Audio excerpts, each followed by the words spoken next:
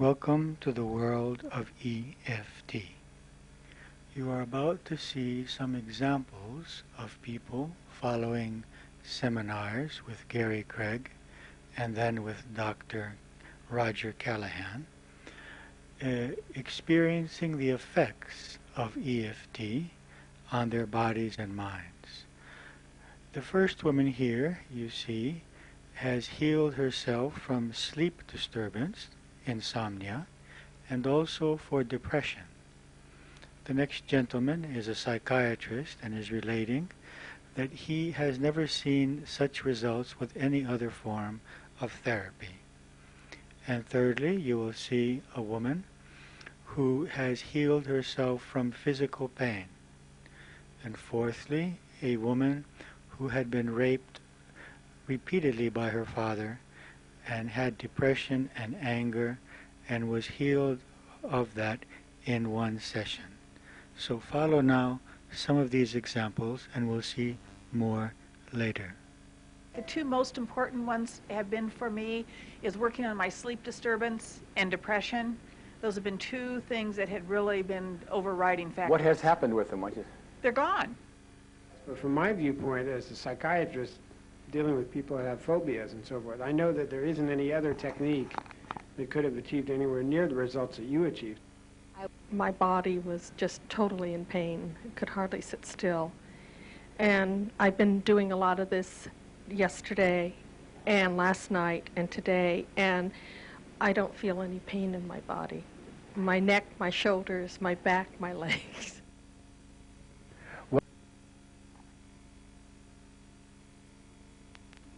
Are, Veronica, what's going to need to happen? You have to have time to do this. And I'm happy to do it on the phone, whether you can give me a call, and I have the ability to do this over the phone. Okay. We can take any of those events, and we will straighten out. We will not change what happened in the past. But your emotional response to it is going to fade.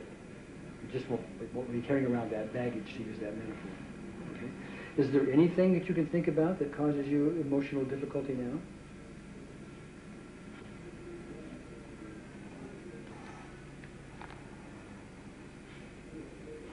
Right now, no. He worked with me on an issue that I've had since I was 10 years old. And it was the first time my father raped me. And I couldn't tell you the sadness and the pain that every day of my life, and I didn't really realize it. Okay, I'd like to ask you a question. I want you to finish the story, but I just want to ask you something. When you said the first time my father raped me, did you have an emotional intensity when you said that, just then? No. Okay, go ahead. I mean, when I think about it, I'm thinking of the film, and that wasn't me, that was her. Mm-hmm. Okay. Do you have emotional freedom on that specific issue? That day, yes, that very first day I do. Do you have emotional freedom from it now? Yes, I do. What would happen, Becky, if I put a mice or a rat on your table right there? I would probably knock over the table and get the hell out. I mean, I want to be away from this thing. And the blood would go from my head, and I would probably scream, and I would want to not be in this room until I knew somebody physically removed this thing and it couldn't get back where I was in the same room. Okay. How long have you had that? I think all my life. Okay. As long as I can remember. I don't know if I'm going to be able to help you out, but I want to point something out to you. There is no rat here, right? Anybody see a rat or a mouse or something like that? Right? Okay. So you would think because there is none that Becky really couldn't have any progress, in that, because it's not here to test. But that's not true, because as long as Becky thinks about that, and we treat it, assuming the combination I find for her is appropriate, and I don't know that yet, so we got about a 50-50 chance here, actually. But you want to try it? I would love to. Why don't you come on up here? This may be the last time you ever have to deal with Here we see Becky, after about 5 minutes of the EFT therapy, placing her hand in a cage with the mouse and even allowing the mouse to lick her finger. This is all done in about 5 minutes. Becky was so intrigued with the freedom from her fear that she tested it out to see if it was too good to be true. And remember, just a short while ago, she was so fearful of rats that she would have run out of the room. Oh, it's licking my finger. Yeah, I can't believe I'm doing this, really. I am doing this.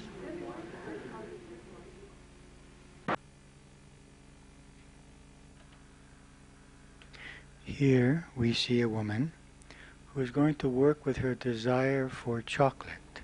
Her desire is about a 9 or a 10. Oh, I got one right here.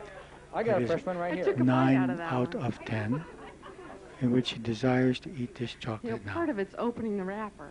Oh, you want? She prefers to open the wrapper herself. Right, you hold it. All right. Right. Yeah, it's like, it's part of the addiction. What's your number right now on a scale of 0 to 10? Oh, it's getting up there. Oh, it is good. Okay, okay. I'm kind of embarrassed. Okay. Does that feel better? No, but All right. anything. Okay. Desire. Okay, I want you to smell it. Do whatever you need to do. Okay. What's your number now? 9. Oh, you're back up to a 9. Yeah. Oh, okay. Yeah. Take a little taste. Okay. Okay. Does that get you to a 10? Mm-hmm. It does. Okay. All right. Why don't you hold this for me, Adrian, would you? Okay. Put that down over there, could you, for a moment? Chocolate is truly my weakness. Chocolate. Do you hear an affirmation there?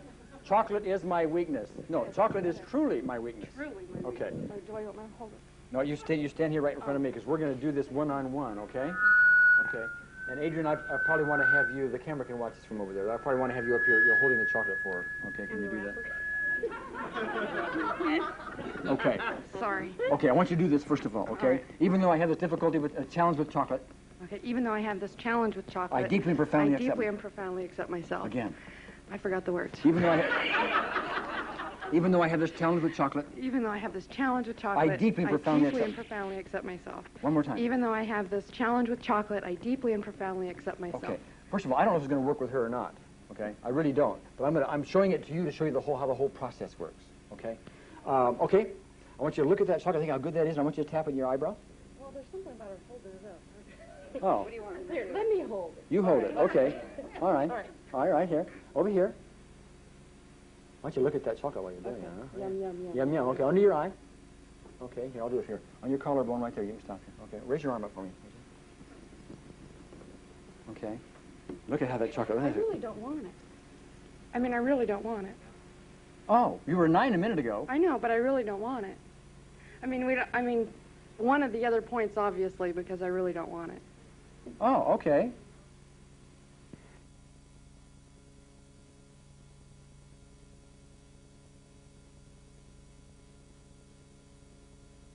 Here we have a woman who was afraid to speak in public and did a seminar with Gary in another city.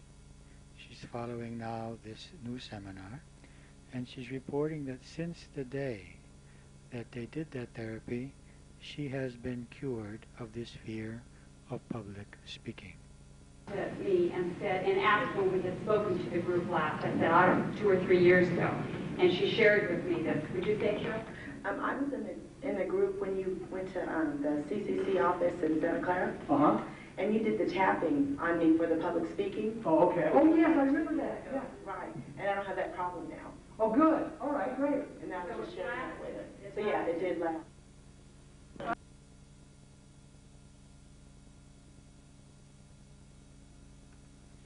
Here we have a woman who has a problem with her arm. It's about right there, right? You feel, is it a 0 now, right there? Okay. Now, is there a way She's you had can move this it in a more problem exaggerated for way and get 3 something years. without damaging yourself? She was not able to lift it earlier. Does not hurt. Way up like that. Go way up like that. The pain is Does that hurt? Probably a 1. I mean, I can really, It's a 1, okay? really like try to. Then move back, move it back. Try to make it. I don't want you to hurt yourself, damage yourself. Right there. But do what you can do. Right there, it forces it to a 2. To a 2. Okay, well, let's just deal with that. Maybe get the rest of it, okay?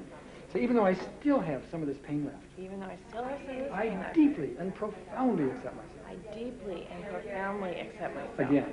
Even though I still have some of this pain left, I deeply and profoundly accept myself. Once more.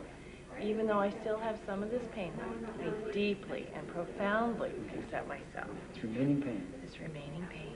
This two pain. This two pain.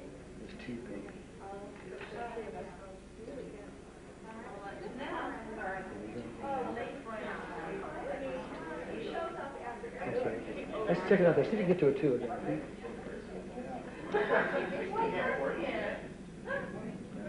Okay, it's all gone. Now remind me, Cindy, how long have you had that? 3 years. Oh, that was right, 3 years. Have you ever been able to do that in 3 years? Not this high. Okay. Okay. Well, have you ever been able to do it without any pain? No. Oh, okay. And I'm curious what kind of help you've had. Chiropractors, medical doctors, surgeries? Therapy. Physical therapy. 3 years. Okay. Done by an MD, a physical therapist? Yes. By an MD? Oh, okay. All right. And have you had... And a physical therapist. And a physical therapist. Have you had anything like this in those 3 years? No. Result like that? Okay.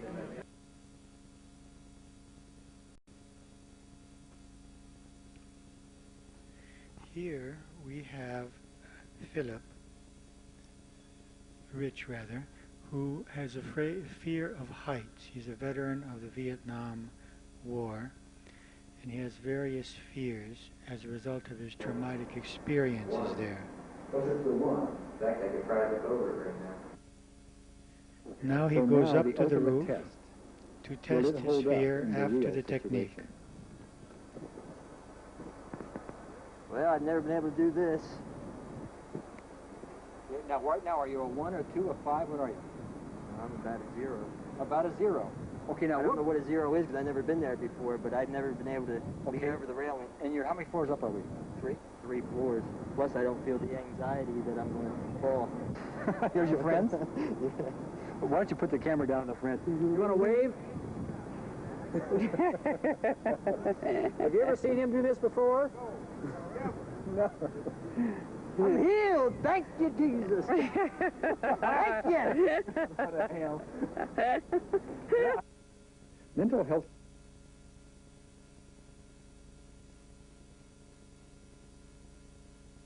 Here we have Philip, who is also a veteran of the Vietnam Who discusses War, his experience with who these has techniques. headaches and anxiety.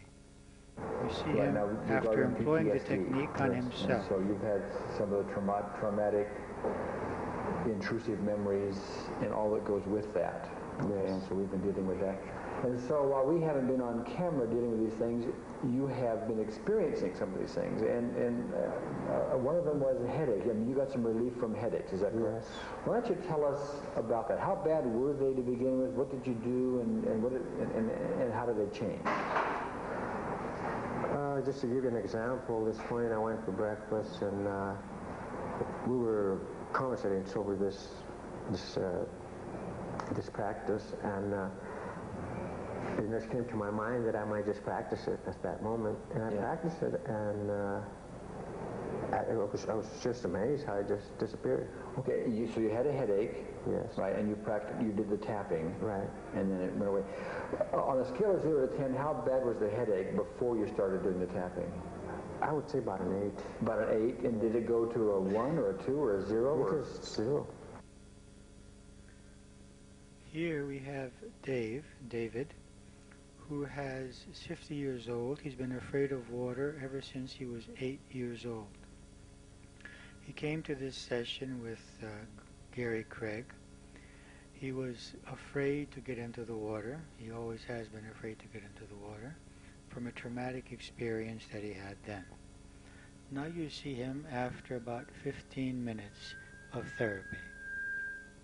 Good for you. Does the Y give free lessons if you're over 50?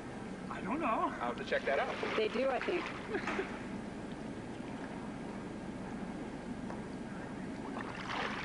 Good for you. Good for you.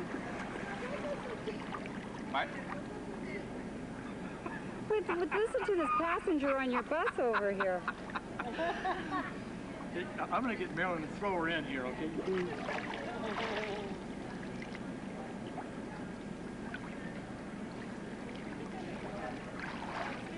Well, this is Dave Zidlow, who, by the way, was afraid of water. About how long have you worked on it? Maybe 45 minutes. now we can't get him out of the pool. He's going to do laps. He wants to go knows how to be a deeper. rock. That's right. Gary taught me how to sink. The only thing I have to say, you're worried about sinking. You're the most boring. What has happened in the meantime? Have you had a chance to test the fear of water? Yes, I have. This is 18 days later. A week had gone by, and I started thinking about it. Not that I was concerned about relapse or whatever you would call it, but that it should be checked. I should test it. So I made arrangements with a friend to use the pool at an apartment complex, and went in and tried to check myself as I approached and got into the water, and absolutely no anxiety whatsoever, and went submerged myself the same as I did at the Holiday Inn, and had no anxiety whatsoever. It was fun, blowing bubbles, all of that. And then people were saying, well, gee, Dave, if you've never done this, you probably don't know how to swim. And I said, no. And they said, you mean you can't float either? So they started pointing out how to float, and I can darn near float. Oh, good. So I could lay there, breathe through my nose, not worry about water getting all over me, and had a gay old time. Okay, so you had absolute...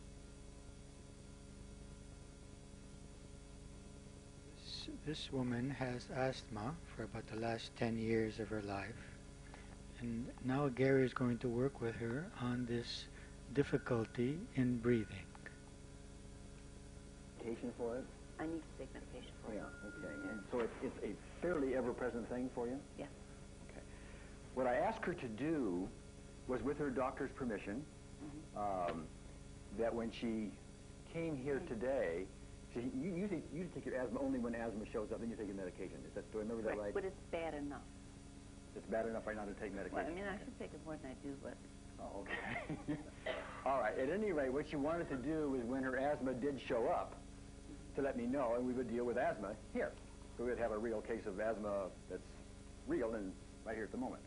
Should I explain what happened? Yeah, if you want to, go ahead. Well, they made a mistake and put me in a smoking room, and when I woke up this morning, I could feel that I really am having some difficulty breathing. I can't get enough air in my lungs, and you can even tell by the way I speak, because I can't get enough air in, even to project. So I could tell it right away. And then I got the congestion in my head and a little bit of a headache from it. So oh, you have a little headache too? Right, but it's from the congestion in the... On a scale of 0 to 10, how intense is the headache at the moment? Oh, the headache's not bad. Well, give me a number.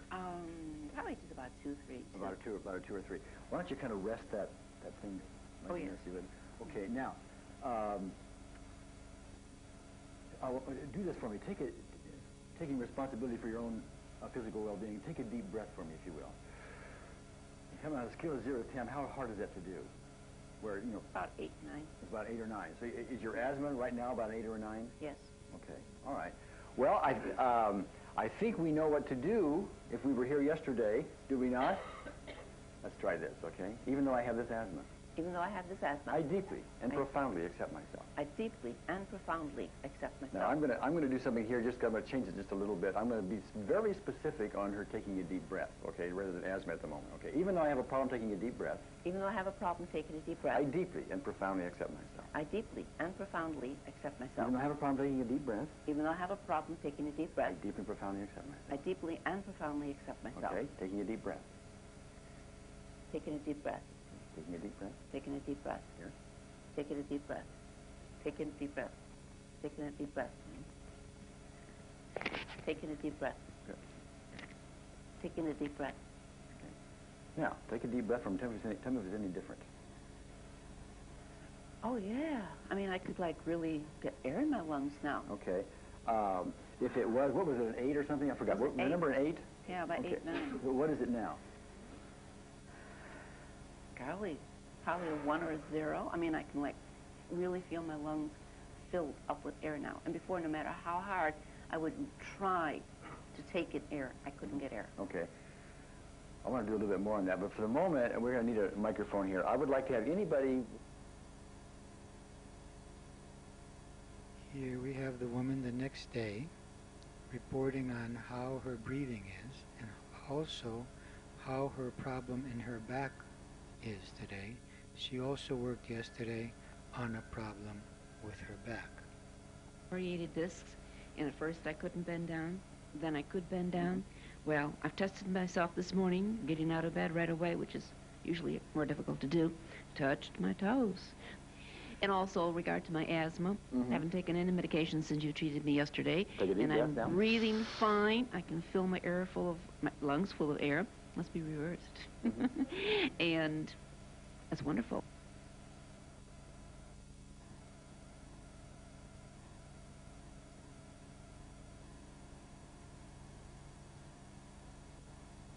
Here we have one last example for today. A woman, the woman on the upper left corner which is sitting on the couch, is afraid of frogs, and they're about to bring out a frog. You will see her reaction, and then you will see her after treatment. For you, Lisa, look at this, Lisa. This is, Jack, look at this Jack, frog. you are my friend. You stay up there. Yes, you stay right there. Look at this frog. The They're Jacksons all have over the Jacksons. the stage. He's got his own lily pad. You know.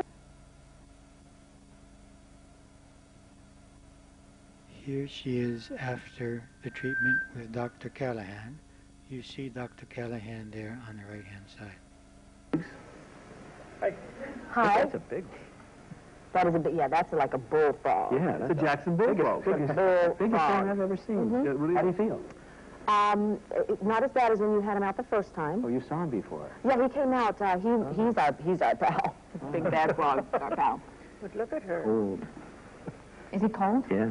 Cool. Yeah. Yeah. I think I'm going to burst into tears. You guys don't realize what a victory this is. You don't. You don't realize what a victory this is. My husband is going to have a heart attack when I tell him. Well, I can't take him home to him tonight and show him. Well, now let's don't go crazy, Ben. And I'd like to thank Pauline for all the effort that she has made in gathering everyone together. Thank you for coming. This evening, I'm going to be giving an introductory lecture about what emotional freedom techniques are. Those of you that have come the last time will be hearing some of these things for the second time. But my experience, at least by asking most people, is that they're still not employing it. So perhaps you should hear again what I have to say about that. Tomorrow evening, we'll be speaking more specifically about how to use this invaluable technique for issues of self-esteem and self-confidence. Being more sure of ourselves emotionally and practically in life. And then on Wednesday night, we'll be teaching the technique.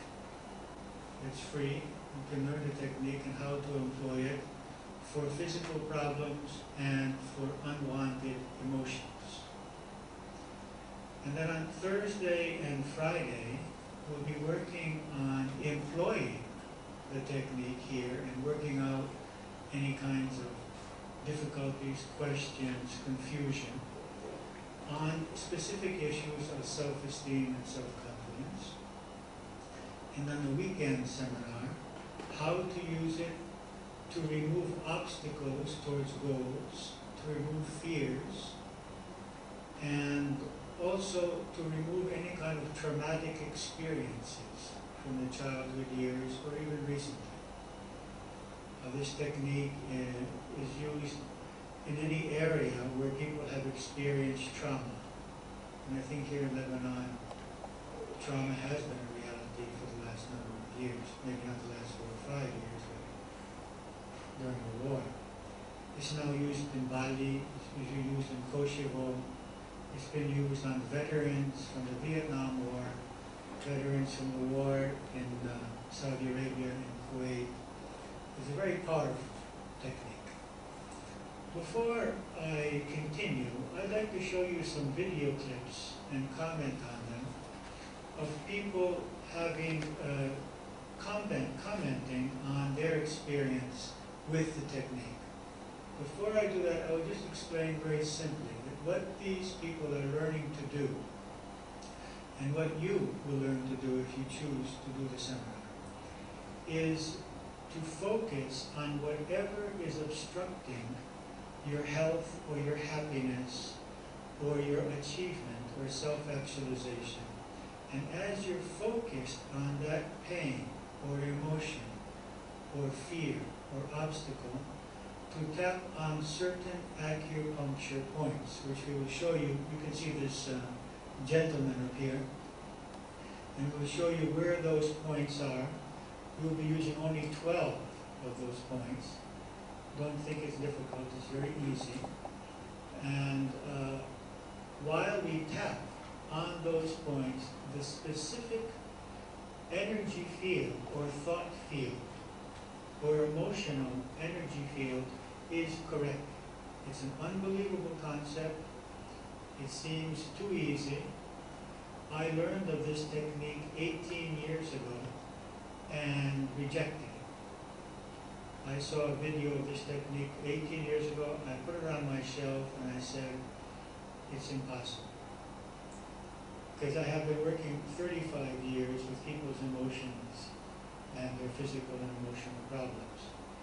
And for me, my thought system, my philosophy, my cosmology was that you cannot get rid of a fear or an emotion that easily. But you have to work on analyzing yourself, you have to work on discovering childhood experiences, you have to go through a process of catharsis, all of the things that I have been doing all these years with people. And then you can get free. But this technique has been unbelievable in correcting people's problems immediately, but it does not bypass the self-knowledge. What happens is that as you're performing it, you become aware of the causes of your emotion. And you become aware of deeper levels as you go, without having to go through a deep catharsis process. So let me talk more later. Let me show you some of these people and what they experience. Now you have to remember that these people are experiencing this in a seminar setting, which will give us the least possible results. Let me explain what this technique is.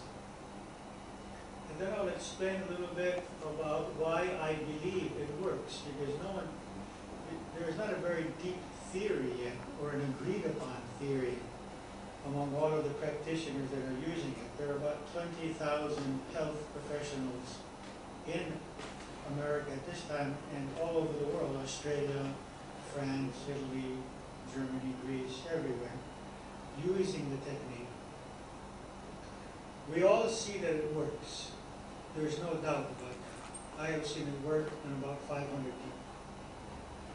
And I'm always amazed. I was amazed this summer when I worked with my 80-year-old mother for her arm pain.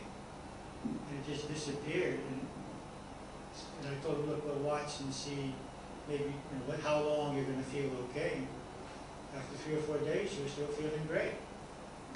I had another woman with the arm pain who had done all kinds of things, Reiki and massage, and just wouldn't go away. I spent about 10 minutes with her. And I said, okay, just watch and see when it comes back. I saw her 2 weeks later, never came back. It doesn't mean that we have this kind of result in every situation. The technique basically works on emotions. Any effect that it has on the physical body is a result of the fact that those physical problems are a result of the emotions. If we have a mechanical problem in the body that is some kind of malfunctioning organ, then you're not going to have the same kind of results. But to the degree that a person's problem is a function of his energy field or his emotions, then it can be dealt with quite easily and quickly with this technique. Just as emotions can be dealt with quite quickly and easily, as long as there are not a number of childhood experiences which are maintaining that particular emotion. but we can deal with those childhood experiences also, and in a very short time help a person get free from those emotions. Its greatest effect is on fears and phobias. Because, and why is this? Because they have very little logic or mass behind them. Let me explain to you what I mean by that.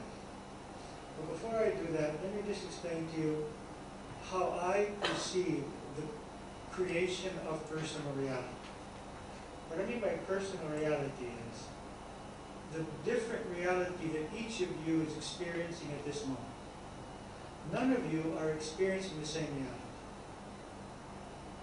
Objectively, the same person is speaking to all of you. You are hearing the same words, but none of you are perceiving those words in the same way. Depending on what you believe already about what I'm saying, depending on your previous experiences in life, depending on how tired or awake you are at this moment, how your energy is flowing, whether some part of your body is paining you or not.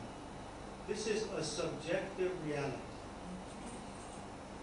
It's not what happens in our lives which dictates what we feel, but how we choose to interpret what happens. 10 people can go through the same experience and interpret it in 10 different ways. And one can just be destroyed emotionally forever, and the others for a short time, and another not at all. Now, what causes us to perceive events in a different way, or life in a different way, is our programming.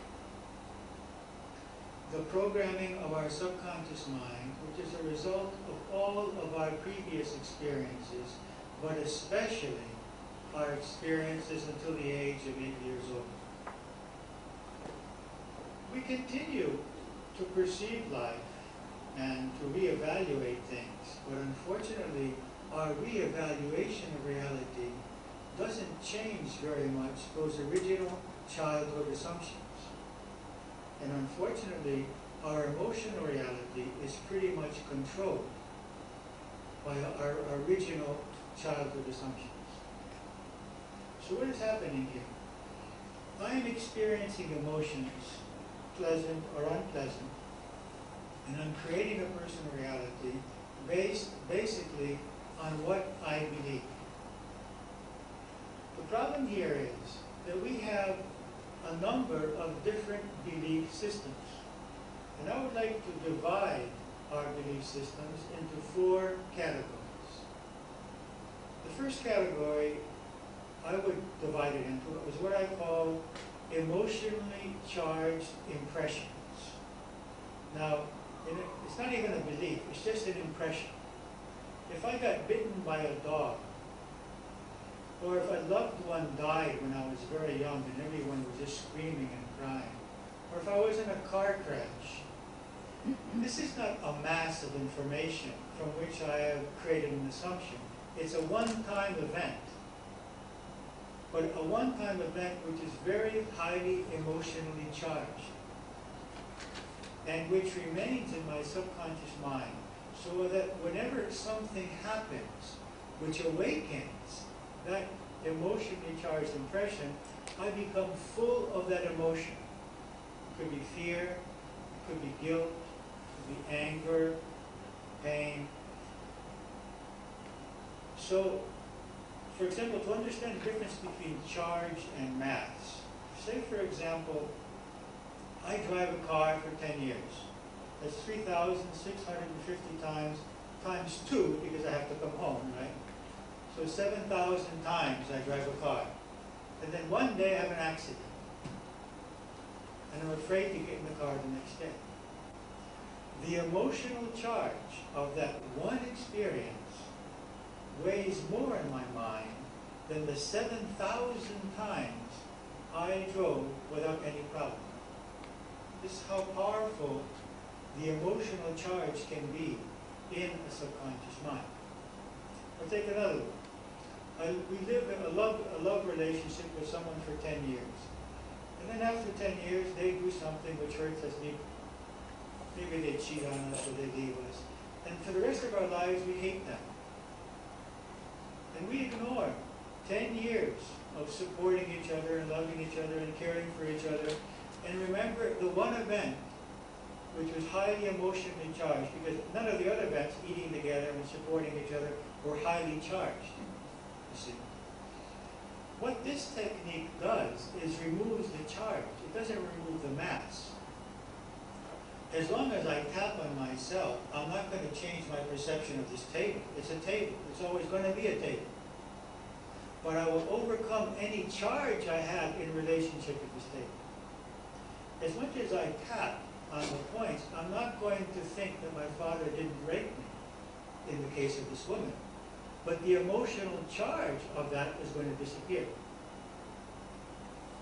As much as I tap, it's not going to be like bombs were not falling or people did not do things to me.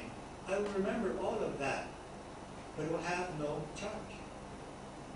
So the first set of beliefs is our emotionally charged impression. The second system of beliefs is what I call our mistaken childhood conclusions.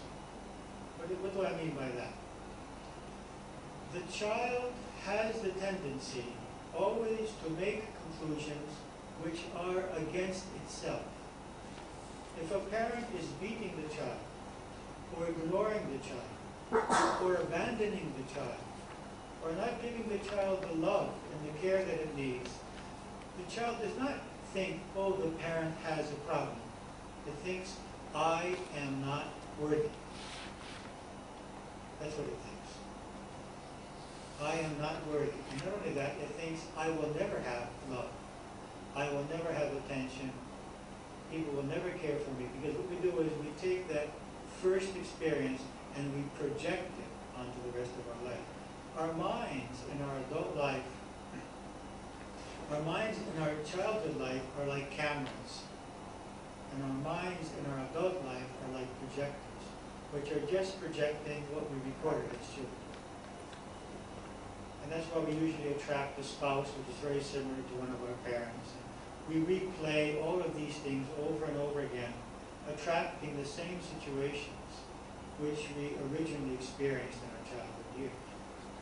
And sometimes imagining that these things are happening when they're really not. That a person was convinced that he's not lovable can receive tons of love and still not realize it, still not see it.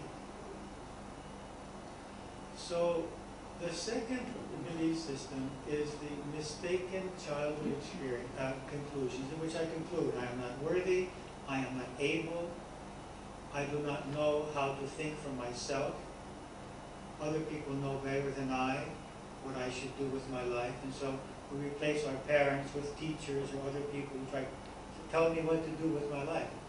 Only human beings do that. No cat would ask you, tell me what to do with my life. The corn doesn't get confused and become wheat. Encoded into every being is the knowledge of what to do with its life. Only humans are programmed by school and by parents to stop believing in the inner voice and to stop believing in that inner wisdom which can guide us through life. So the child learns to doubt itself. And that's where we're going to work on Thursday and Friday, on self-confidence, on believing in our ability in life and in believing in our self-worth in life. So now the problem with these first two belief systems is that they are painful and they are disturbing. So the only way that we can function as we grow up is to cover them up and to encase them, if you like, in an energy field so that we don't feel it. Otherwise, all day long we'd be crying, we'd be angry, we wouldn't be able to function. If the contents of our subconscious mind was present at this moment in our conscious mind, we would not be able to function. So we learn to suppress.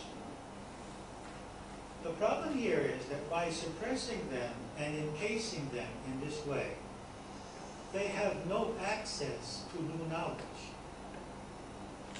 And we grow, and we see things happening in life. We prove that we are capable. We prove that we are worthy. We prove that we do know what to do with our lives. But none of that information goes into those first two belief systems. And so I become two people, at least. There's one person who sees, okay, I'm 50 years old, I've done so many things in my life, maybe I should accept myself. Or maybe I should believe in myself. I've been through so many trials and difficulties in life, I've been able to solve all of them until now. I'm still here.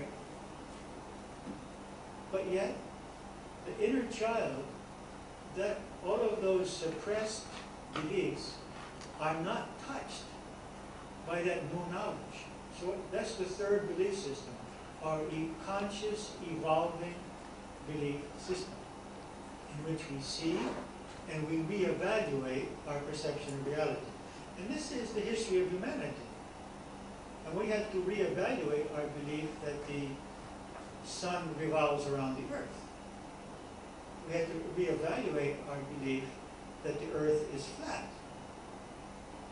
The whole history of science is a reevaluation of what we believe. And yet most people never do that in their lives. They die with the belief system they had at 8 years old. So I have this conscious evolving belief system, which is, okay, consciously, logically, there's no reason to fear. There's no reason to have anxiety. There's no reason to be angry here. Nothing is really in danger.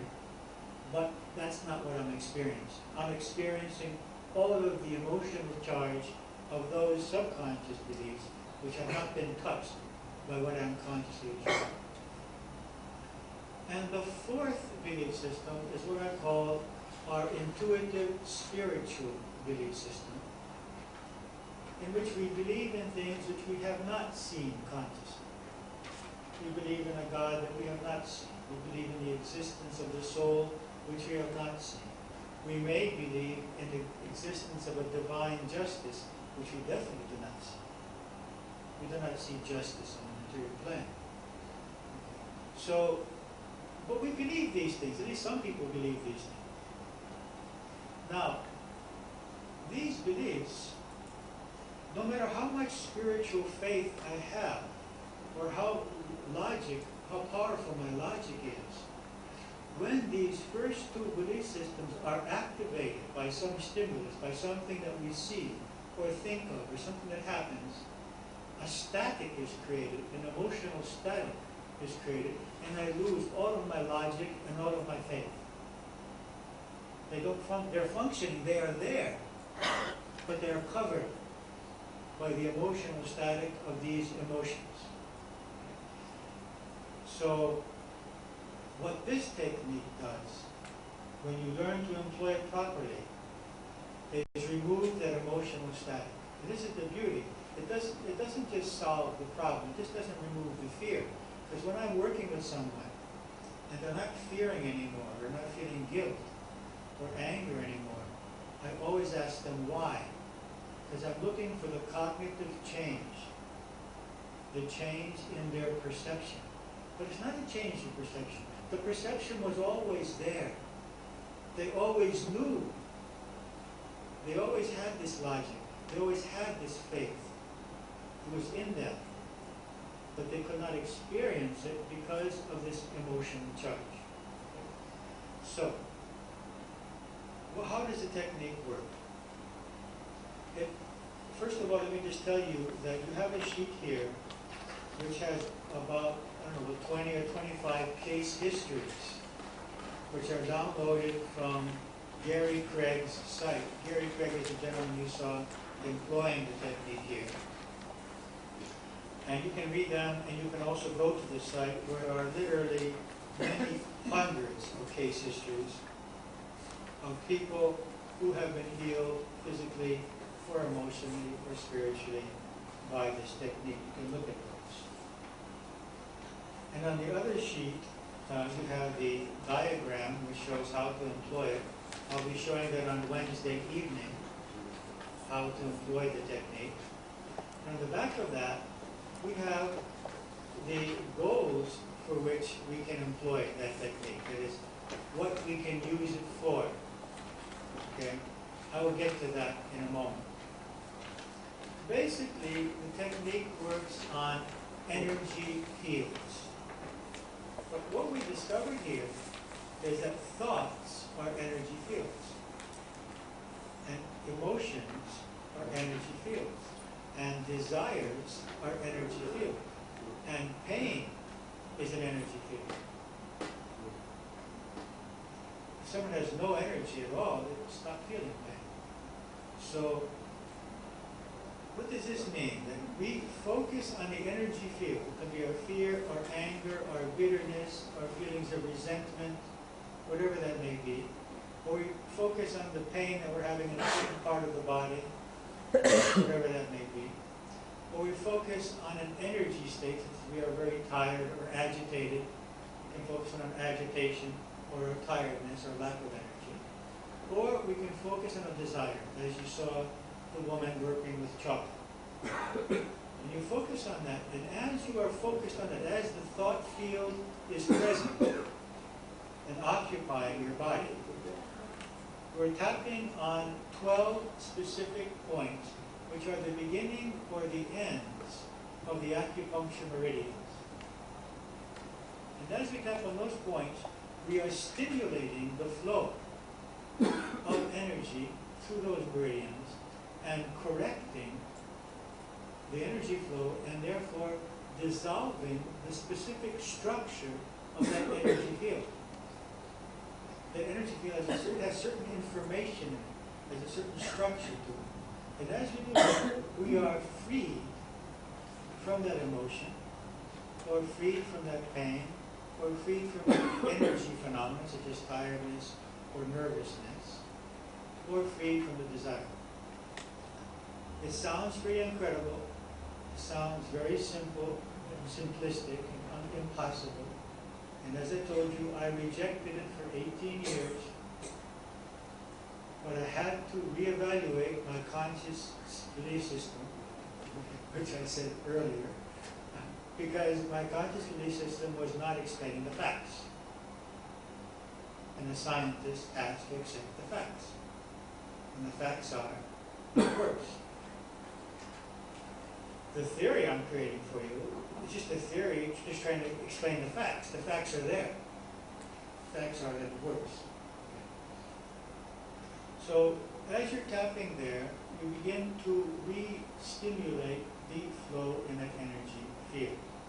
Now, what can it be used for? Look at the page which says uses of EFT. EFT means emotional freedom techniques. And let me just make a side step here. This emotional freedom techniques was created as an adaptation of thought field therapy, which was discovered by Dr. Roger Callahan, a psychologist, a well-known psychologist, who was specializing in phobias. And he was specializing in phobias because he had many himself. And his doctorate thesis was in phobias. And he had a woman named Mary who had an incredible fear of water from the day she was born. And he worked with her for a year with behavioral therapy, cognitive therapy, anything that he could think of, all of his weapons, if you like, and no progress. The only thing he said was Mary learned in that year that she could stand more pain than she thought, because she was still in pain.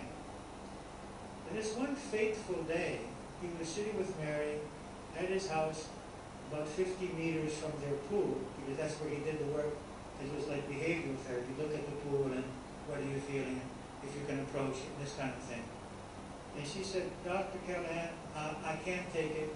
My stomach is just killing me. It's just so painful. The pain of the fear. Having remembered that the acupuncture point, an important acupuncture point for the stomach meridian is on the cheek.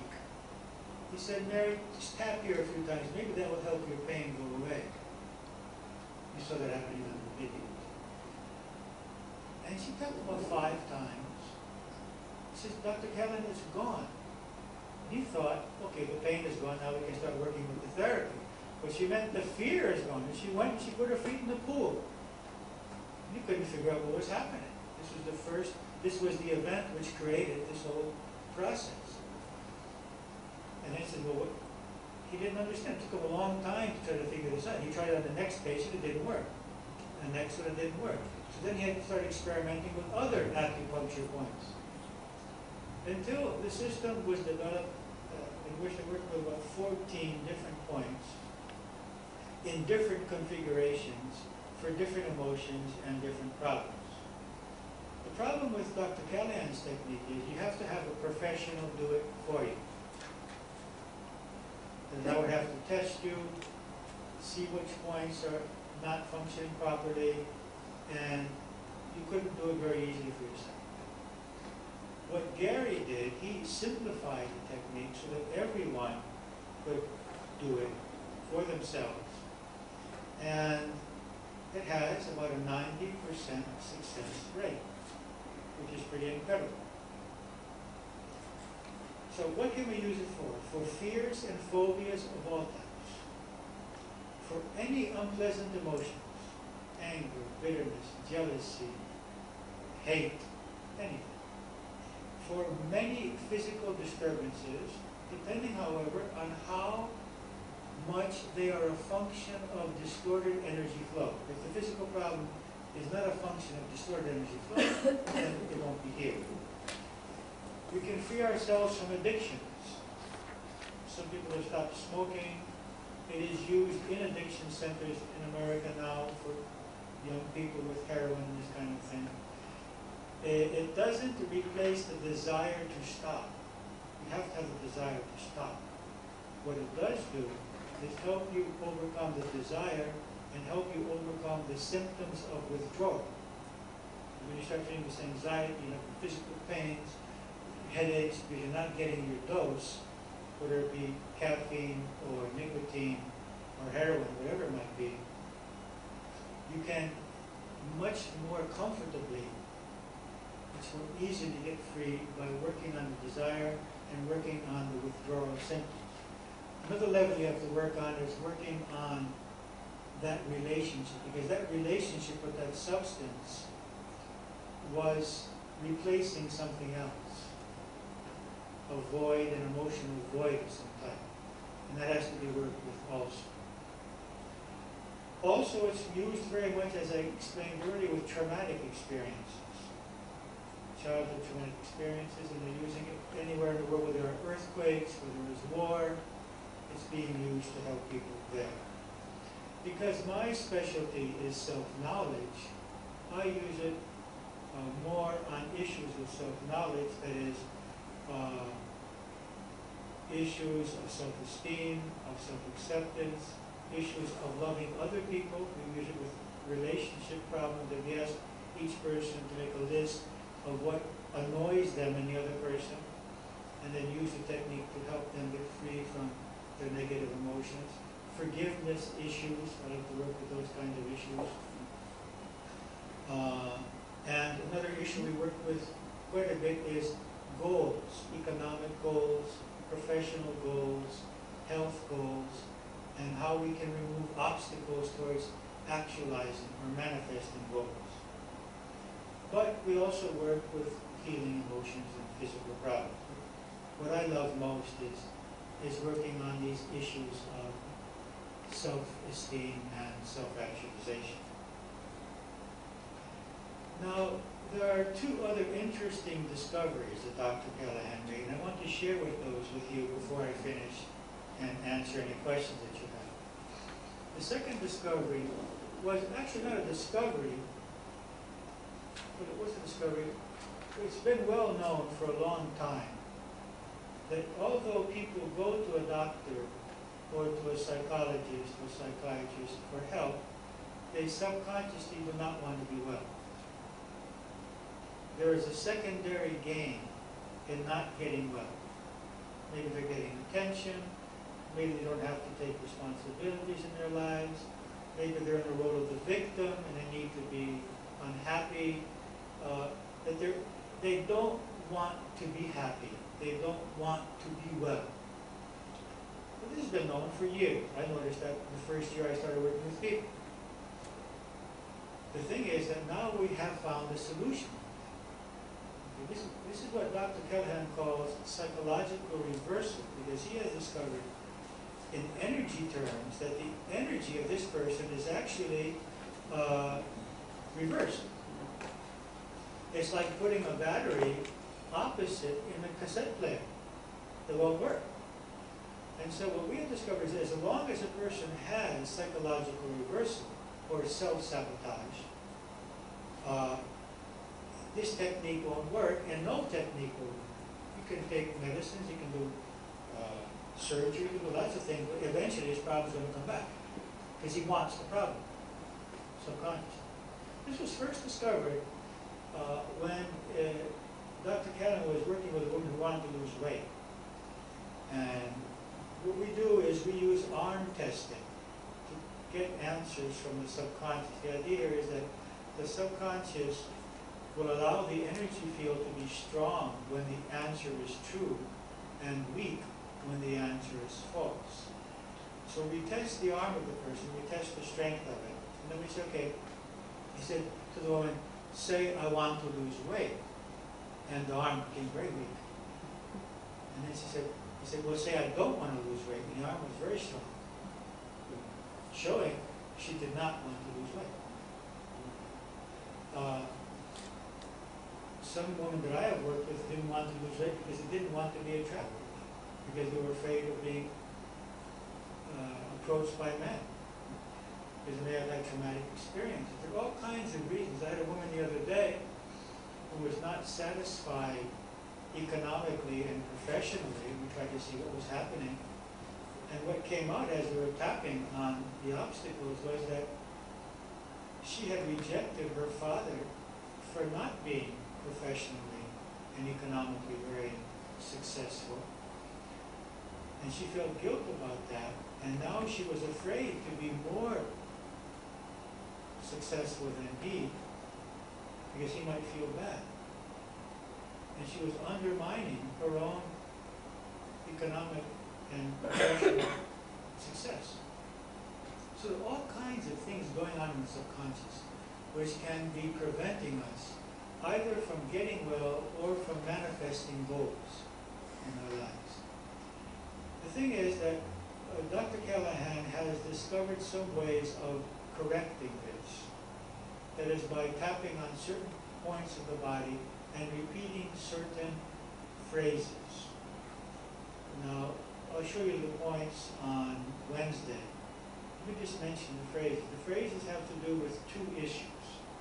The first issue is accepting and loving myself as I am with my problem, or as I am not having yet manifested my goal. This is the first step towards any change. As long as I am rejecting myself, I am against myself, and I'm not going to move forward. So, at least in my experience all these years, first of all, I have to accept and love myself here where I am, okay, with all of my faults and my mistakes, as I am. That opens the door to change. And the second phrase has to do with accepting the change, that I want to change. I accept myself as I am, but I want to change. Now they seem conflicting, but they are not. They are very natural. If you ask a first grader in school, do you accept the fact that you're only in the first grade and you only have the knowledge of a first grader? Yeah. What else can I do? If we ask them, do you want to be in the first grade next year? No. So accepting ourselves does not mean that we don't want to move forward. For me, it's step number one towards moving forward. So the second discovery that Dr. Callahan made is the way that we can correct psychological reversal. The third discovery is what we call energy toxins. That it's not exactly allergies and it's not toxins exactly, but we call them energy toxins because there are specific substances which disturb that specific person's energy field. It may not disturb the person next to him. For example, I did the same seminar in Cyprus this weekend, and two women came up to me one after the other. I tested the one, and she was not being affected by her smoking. The smoking was not destroying her health. Right? The smoking is destroying her health, but it's not preventing results from the technique. It's not an energy toxin for her. Whereas the next woman that came up, it was an energy toxin for her. So she would not be able to get results until she reduced or eliminated the substance from her life. An energy toxin could be any number of things, but highest on the list is, of course, nicotine. Corn and wheat are high on the list, as is sugar, quite high on the list, and as are perfumes and some detergents. Now, there may be people that are not affected by any of these. They can smoke, and they can drink coffee, and they can drink alcohol, and they can eat anything they want, and they have no problem. But there are other people that cannot. And if they want to get well, they will have to either eliminate that substance from their lives or eliminate the sensitivity. Now, we have ways of eliminating the sensitivity, but it doesn't always work for everyone and doesn't always work for all time. The whole thing about the toxins is as if each of us has a barrel, our barrel of stress, okay? And toxins are one of those stresses. Our immune system is called upon, the enzymes of our immune system are called upon to do many different things. To digest our food, to protect us from bacteria and viruses, to deal with inflammations. And our immune system often cannot understand the difference between an imaginary danger and a real danger. Example, allergies. A very confused immune system. An allergy is a confused immune. It thinks something is a danger when it's not. By the way, this technique is very good for allergies. The daughter, an 8-year-old daughter of one of my friends in Greece, spent 10 minutes with her child about a cat allergy that she had. She would have to go to the hospital if the cat even came in the room. Did it for 10 minutes, and ever since then she's been picking up cats and kissing them and hugging them and caressing them. It completely disappeared. That doesn't mean it's going to disappear in all people in all situations. But in that case, it completely disappeared. And we see that with children more so. But getting back to the barrel of stress. So what goes into this barrel? All of the toxins that I eat, all of the emotional stress that I have, all of the bacteria and viruses which I have to deal with, all of the pollution that I have to deal with. And if that barrel gets up and begins to overflow, then I get the symptoms of toxicity. And I get rashes, and I get problems with my sinuses, and I get headaches, and I get pains. It's because that energy, that toxicity is overflowing, the stress is overflowing. A person can have a certain toxin and be doing exercises daily and breathing techniques daily and eating properly, and although it is a sensitive food for him, not be bothered by it. Okay, so it's when the sum total of the stress in the system, physical, emotional, and environmental, arrives at a certain level, then the person starts to have allergies, asthma, headaches, various kinds of illnesses, tiredness, chronic fatigue syndrome. Women should also know that you can use this for the period pains, premenstrual pains. Some women are using this and getting very free from the pain by tapping at that time of the month. The employment of this is unlimited. Okay. So it's something that you can learn and then begin to discover how you can employ it. Every professional who learns the technique adapts it to his or her profession and begins employing it in different ways. It's a new science. It's been here only 20 years, although acupuncture has been here for thousands of years and psychology has been here for hundreds of years. They've never been united in this way. And so it's something totally new, and the possibilities are unknown. Okay, so questions, comments, doubts, oppositions, whatever you like. Demonstrations. Yeah, I would like the demonstration. You want a demonstration? Hey, is anyone having a very negative emotion at this moment? No. No, the stress test. Huh? The stress test about toxics.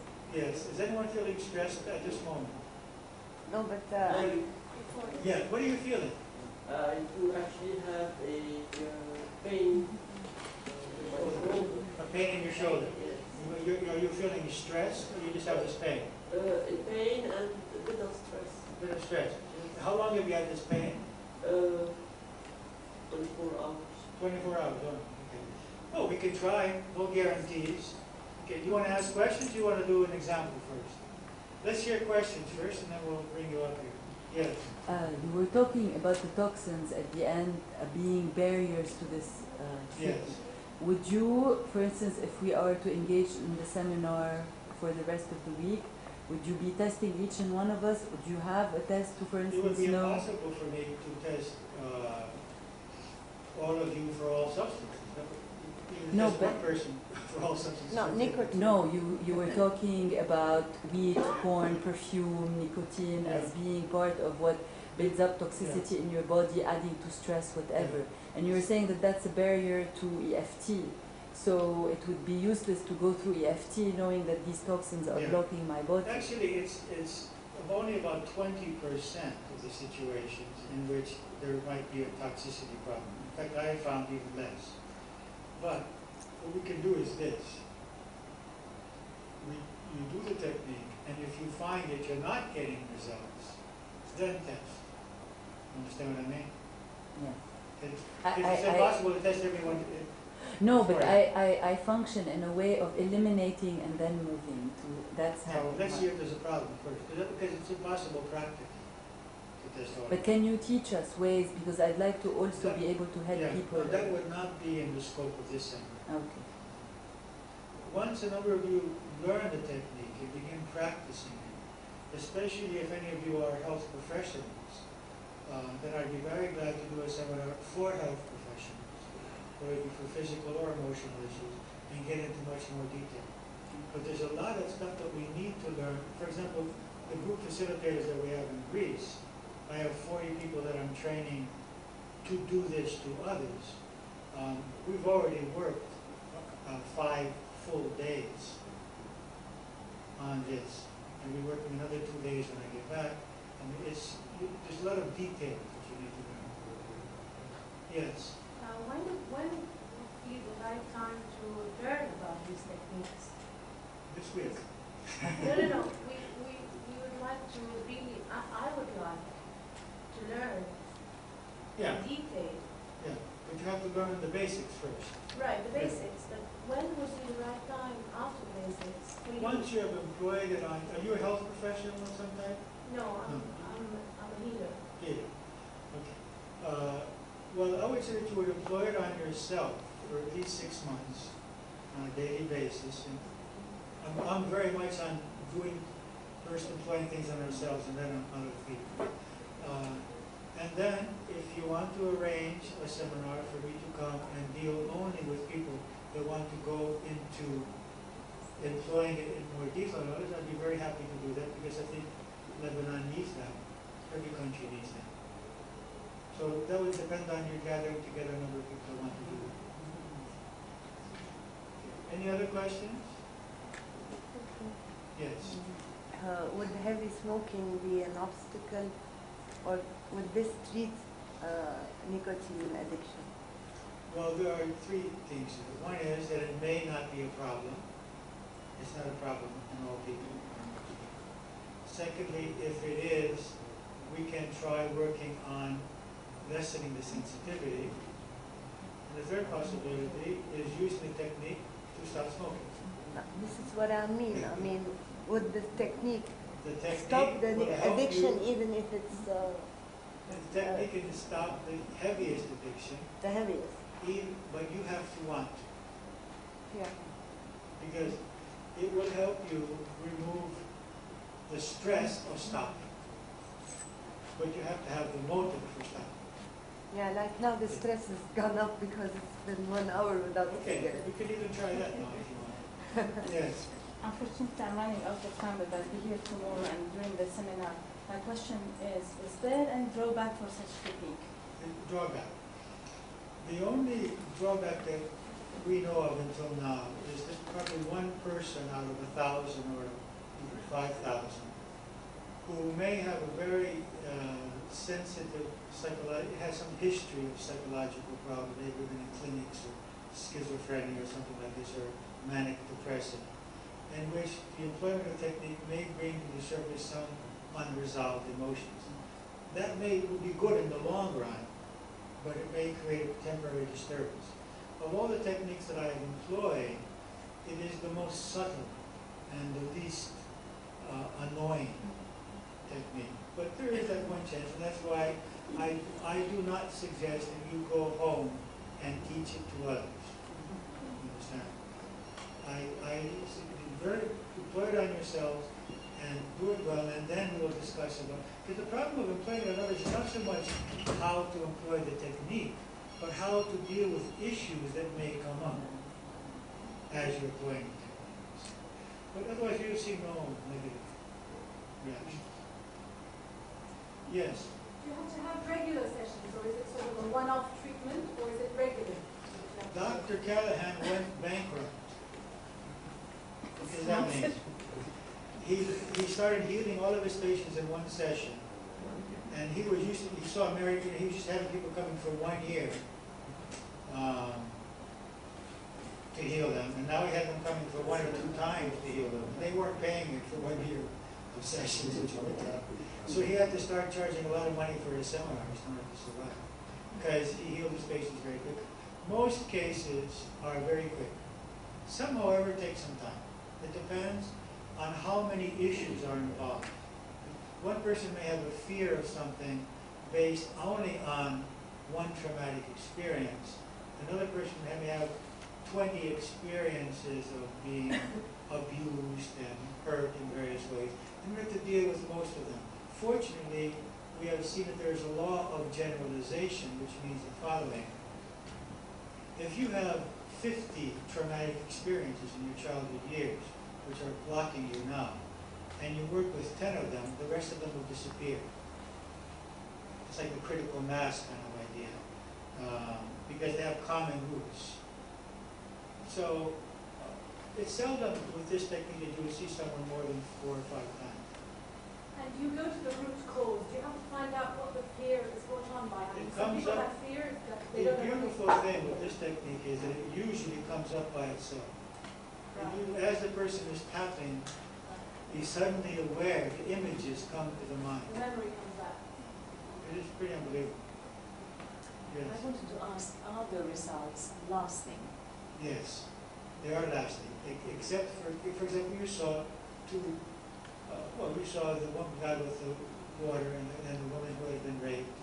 Both of them 4 months later and 18 days later, they were lasting. So there is no risk of having a recurrence of those negative emotions or when there is memories a recurrence, or something? It'll be because of one of 2 things. That there is, that a certain energy toxin is creating that. That they have to remove that from their lives, because when they come in contact with that, the problem comes back. It's being caused not so much by the belief, but by the energy toxin. And the other case is when there are other aspects which have not been dealt with. For example, I was working with one woman who had seen her mother hit her sister on the head, and blood was flowing out of her sister's head. It was a very traumatic experience. We dealt with that, and she had no emotion with the blood coming out of her sister's head. But then she said, what's bothering me now is my mother screaming. Okay. So it could be that we have cleared out a certain aspect of it. So what we do is we have a person tell the story, tell all the story of what happened. And every part of that story, which has an emotional charge, we work on that until it's been totally cleaned up. If something is left, it might provoke, but you didn't work on it and you get rid of it. Any other question? Okay, you want to say yes, ma'am? I just wanted to ask, because the physical pain maybe are easier to deal with, but if you are subjected or emotional, etc., do you think that a person, by practicing continuously, which demands a lot of focusing, a lot of, it's, for example, like the woman who was raped by her father. That only took about 20 minutes. Yeah, because there was Dr. Callahan or any... Gary Craig, yes. Exactly. My experience, May, is that the emotional issues are easier than the physical issues because they are clear energy fields. The physical. Whereas, emotional. Because the physical, first of all, I don't know if the gentleman has some kind of salt deposits or something which is creating a problem here, you see. Because in the physical body, there can be also mechanical problems, which are not based on the energy field. Whereas the emotion is clear energy. Can you do it yourself, or you should be treated by somebody, Another person? Most issues can be dealt with by ourselves if we have the patience and the determination to do it. The problem is that most people give up at some point. But I have taught this to about 500 people, and every day people that I see on the street, at the center, are telling me how much it has helped them. People can't employ it on themselves. There may be some issues which need the help of another person because they're more complicated. I'm curious, I'm sure you have had people who challenge your idea or even criticize it. Who is at this point in time your biggest critics or the ones who challenge your approach of you? I really don't know because no one has said it to my face. But as a body, I mean. Who cares? Look, I would say that a lot of psychologists will be afraid of it, and a lot of doctors will be afraid of it, although there are thousands of psychologists and doctors employing it all around the world. And I rejected it. You have to remember, I rejected it for 18 years. I was one of the greatest critics, like Paul on the way to Damascus. So, I understand everyone that doubts. I have no problem with people doubting it and rejecting it. Try it. I mean, I am a chemical engineer, actually. I'm not a psychologist. I'm a chemical engineer. I gave up my work as a chemical engineer 30 years ago and decided to study anything which had to do with human harmony. And so all these years I've been studying everything I can find. And it makes a lot of sense to me as an engineer. It's energy, it's movement of energy, it's affecting energy by tapping on where the energy is being controlled. I see it pretty logical. But I have no doubt with people doubting it. No problem with people doubting it. Yes. What made you change your mind? What made me change my mind was that a close friend of mine had decided to take a course at a university in England on energy psychology. And when she said that to me, I said, well, that's interesting, because I know this, I have seen this. And I brought out the video cassette, which I put on the shelf for those 18 years. And we saw it, and I said, look, since they're teaching in the university, why don't we just give it a try and see what happens? It works. And so I tried another person, then I got in touch with Gary Craig, and then I got in touch with Dr. Callahan, and one thing led to the other, and I was employing it on all these people, and I saw it work. Have you tried it on yourself? Of course. It worked? Yes. I Always, I use it every day. Every day. Every day. And one more question, Yes. please. Does each spot represent a certain part of the body or an emotion? No, no. There is some correlation between certain points and certain emotions. But we won't get into that now. Okay. Okay, maybe you want to go.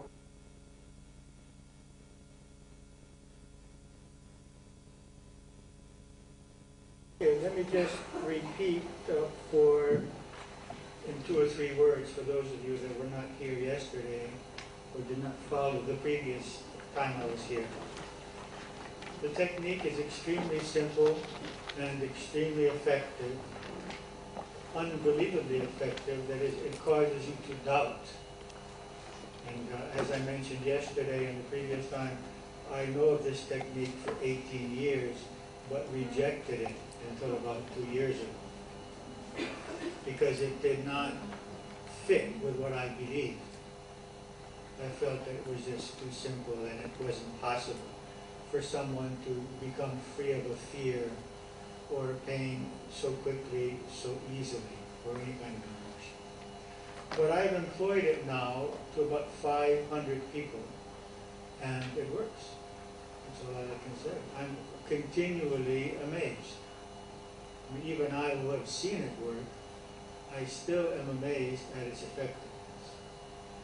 And it's very simple. You just focus on what we call the thought field of the problem that you want to work on. That could be an emotion. It could be a physical pain. It could be an energy state, like tiredness or nervousness. And it could be a desire.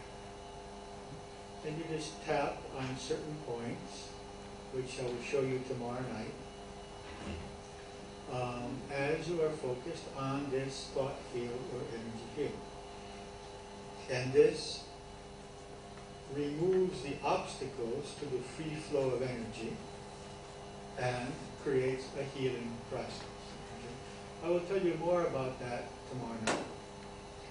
This evening, I would like to talk about self-esteem, and in the end, how we can use this technique for problems of self-esteem and self-confidence in life, and also about manifesting goals, achieving our goals in life, whatever those goals may be. And then we will employ these techniques for those purposes, for self-esteem and self-confidence and manifesting goals on Thursday and Friday evening. I think it's from 7 until 9. And then on the weekend, we will be working on healing fears and healing past traumatic experiences, whether they be of the adult years or of the childhood years. Now, why am I giving so much importance to the problem of self-esteem? It's because for the 35 years that I have been working on myself and thousands of other people, I have probably had contact with about 20,000 people during these years. The main obstacle in our lives towards happiness, towards harmonious and happy relationships, towards manifesting our inner potential, is our self-doubt. And our doubts are twofold. A doubt about our worthiness as human beings, as personalities, and our doubt about our ability. So when I talk about self-worth or self-esteem, I'm talking about our doubt about our worthiness, whether I am worthy of being loved, of being accepted, of being respected, of having happiness, of having health in my life. And we all have a number of subconscious doubts created in our childhood years.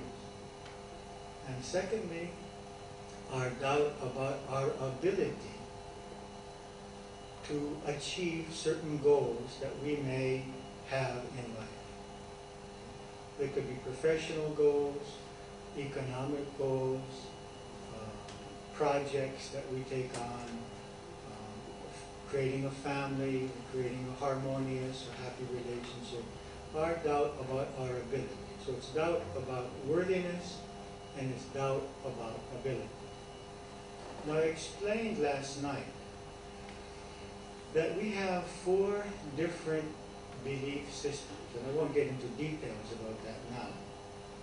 But I would just say that we have what we call the inner child, or a subconscious part of us, which ignores all that we have consciously achieved.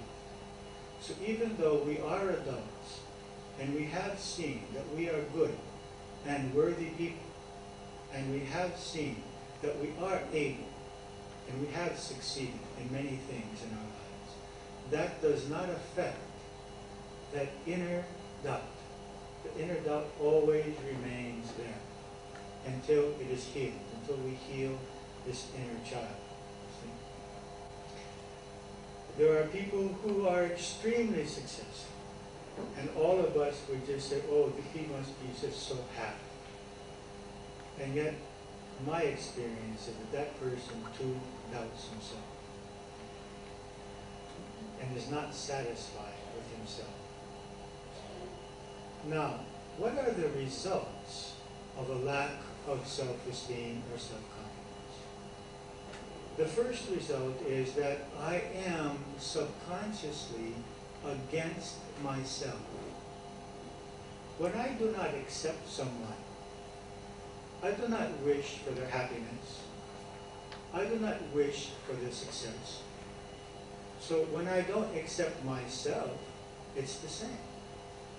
I am subconsciously not wishing for my happiness, not wishing for my success, and I am undermining it. I am sabotaging it. And these were the main obstacles that we encounter in trying to help people, is getting rid of this subconscious self-sabotage. Okay? So one obstacle is that I am more vulnerable to self-destructive behaviors, such as smoking, drinking too much, overeating, destroying my relationships, that I am undermining my happiness and health in life. I am more susceptible to self-destructive habits. The second is that it's more difficult for me to maintain positive habits. If I start a diet, or I start exercising daily, or meditating daily, or performing some kind of techniques, I will do it for a week. But because I don't love myself enough, I will stop. So it's more difficult to maintain positive habits. A third result of self-doubt is that we are very difficult to be in relationship with. Why? Because we are always doubting whether the other person loves us. And if they told us an hour ago, and now they don't respond to us immediately we believe they don't love us, and we feel fearful, and we become anxious and fearful and aggressive.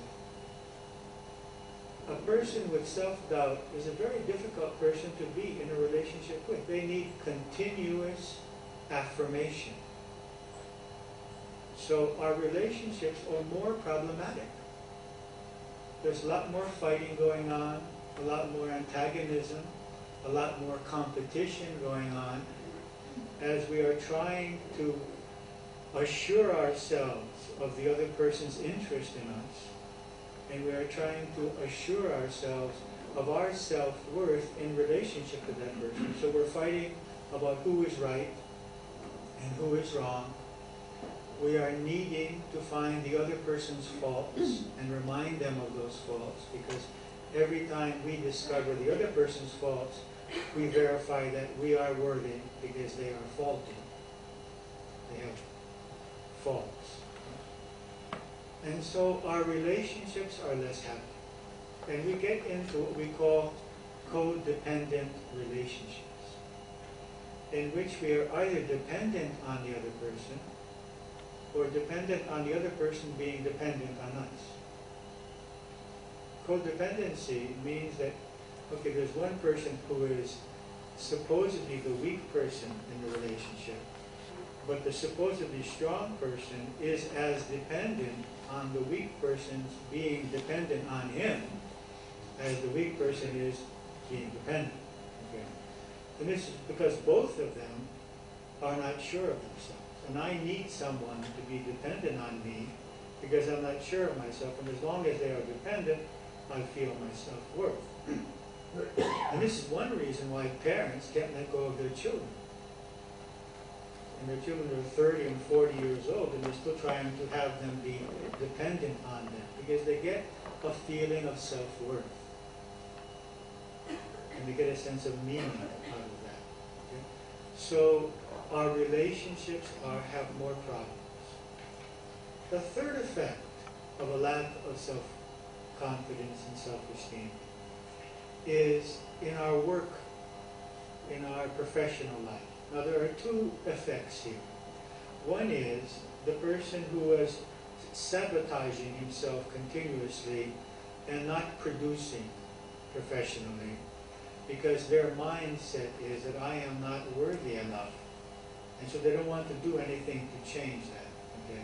So they heard when they were a child, you're lazy, you're not going to do anything with your life, you're not smart, you're going to be a failure. And they make that a reality. They create that reality. The other reaction is that I'm going to prove that they are wrong. And so we become supermen and superwomen, very successful and very rich, but still haven't accepted ourselves. Because we're just doing it for the others. We're doing it to prove ourselves to them.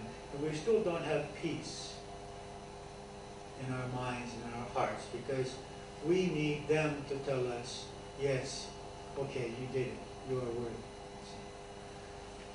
Another effect of a lack of self-esteem is that we are more prone to illness because the more negative emotions that we have, and we will have more negative emotions when we doubt ourselves because we will live in fear, the more wear and tear on the immune system and on all the organs of the body.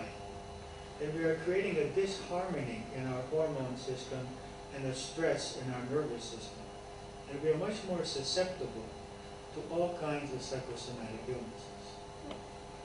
So it's extremely important to remove all obstacles towards loving and accepting ourselves as we are, with all of our faults and all of our weaknesses and mistakes, as it is also important to love others in the same way.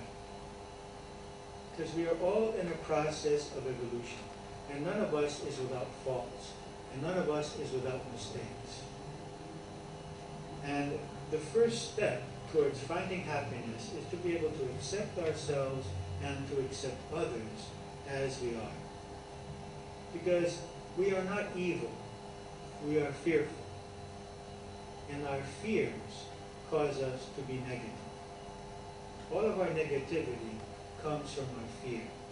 If we remove the fear, our fear of our self-worth, that we're not worthy, our fear for our safety, our fear for our freedom, when we remove these, it's very easy to love other people. And I would say that the first step towards loving others as they are is to love ourselves as we are. Now you have to be careful here. Loving ourselves does not mean, as I mentioned earlier, believing that we are without faults. That's not what I'm talking about. And I'm not talking about feeling higher than anyone else. Okay? These are two mistakes which we have in our minds when we talk about self-acceptance.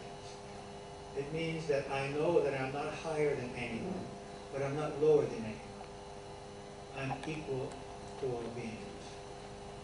and I deserve love and respect as I am, and everyone around me deserves my love and respect as they are. Do not confuse worthiness with ability. This is what we do in our minds. We think that a person who is more able is more worthy. No. The person who is more able has the right to have more responsibilities. We're not going to put a person who cannot think properly or cannot work properly in a position where it's going to create problems. But that person deserves our love and respect, as that person is. He's not lesser than any other person. So we tend to confuse worthiness with money, with professional position, with appearance, with how we compare to other people. We are very confused about self-worth. It's a very confusing issue because society is confused, and it has transferred that confusion to us. And this is what we're going to work on a little bit this evening, but more so on Thursday and Friday. So, what are some of our beliefs about self-worth? Now, the problems of self-worth that we're going to be working on actually fall into three categories. The first category is our physical body. We confuse our self-worth with our physical appearance and what this particular society dictates about our physical appearance. Because we could be in another society which is asking something else from us physically. Okay? So one thing is the shame that we feel towards our physical body, and our feelings, our lack of self-worth and self-confidence because we're not happy with our appearance. Now I've seen some incredibly beautiful women doubt their appearance. Well, there's some very ugly men who think that they're just the most beautiful beings on the earth. This is because society has programmed women to have this incredible demand on themselves. That their whole self-worth depends on that and nothing else. And they buy it. And they spend tons of money on that. So this is one small issue. Then there are the social programmings about our personality.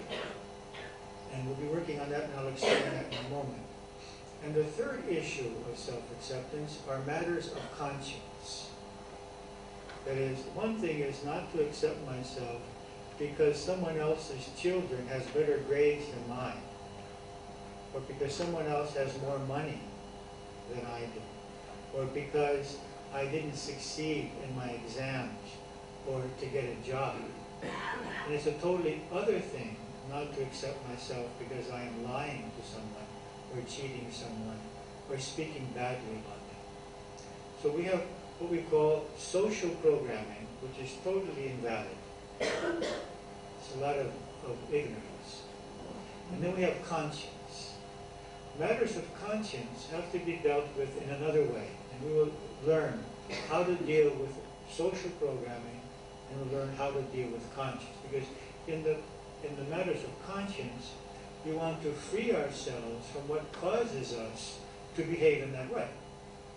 And then we'll be happy, and the others will be happy. Okay, so we'll stop telling lies because we won't be afraid of the truth. Because we tell lies because we're afraid of the truth. And we'll see that we behave unethically, not because we're evil, but because we're afraid. Behind every attitude and behavior that we have, which makes us feel guilty afterwards, or shameful, there is some fear which causes us to do that. And when we get free of that fear, we are no longer bound to that behavior, which makes us and the others very unhappy. But let's go back to the social program. Now, the number one social programming is that my worth depends on what other people think about me. Okay, so when someone criticizes us or doesn't pay attention to us, or we believe in some way that they don't respect us, we feel intimidated. Because we have learned all of our life to depend on others to tell us our self-worth. And this is something we learned as a child, because as a child, we didn't know who we were and whether we were worthy or capable or anything. So we always looked to our parents. And the only assumption that we could make, as I explained last night, is that if my parents didn't show me love, or if they beat me, or if they ignored me, or if they abandoned me, or if they didn't have time for me, my only assumption could be, I am not worthy of those things. I could never assume my parents have a problem, because they are gods. You see, they are these divine beings when I'm a young child, and I can't imagine them having a problem. I mean, I have seen children who have taken responsibility for their parents' divorce, for their parents' illness, for their parents' death. And many parents use that.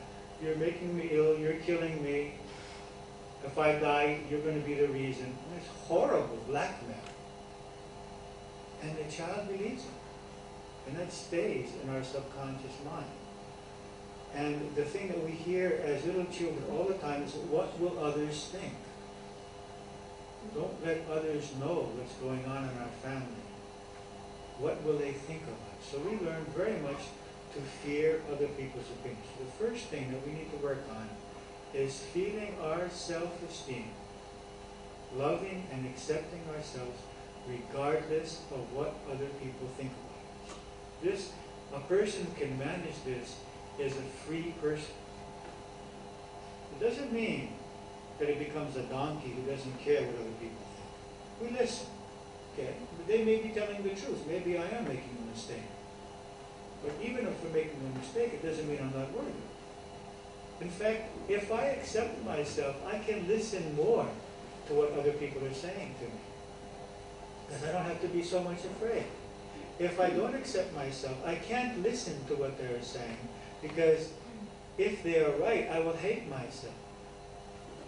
So a person who does accept himself can listen to criticism and calmly evaluate it. Say, okay, that's interesting. Let me look at this. Maybe I am doing something wrong.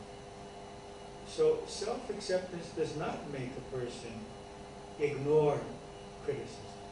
It makes the person use criticism, but not be so fearful. The second huge mistake that we make is to compare ourselves with others. We learned that too in our childhood years, in school, at home. That we need to be better than others. That if someone is more capable at something, more gifted than we are, that they are more worthy than we are, and we are worthless. So we have to get free from this and realize our uniqueness. Each of us is a unique being, and comparing ourselves to others will only lead us either to feeling guilty and unworthy or demeaned, or feeling proud and egotistical. And both situations are lost case. Whether I feel proud and superior to others or feel weak and inferior, I am still in illusion, because I'm not superior to anyone. This is all ego. And it's as much ego to believe I am inferior as it is to believe I'm superior. It's all getting lost in the whole ego game of who is right and who is worthy. And it's a waste of time. The third huge problem that we have with self-esteem is that we evaluate ourselves depending on the results of our efforts. Okay, so we say, okay, well, I want to create the perfect family. Who managed that? I want to have this job. I want to have these results. I want to make this much money.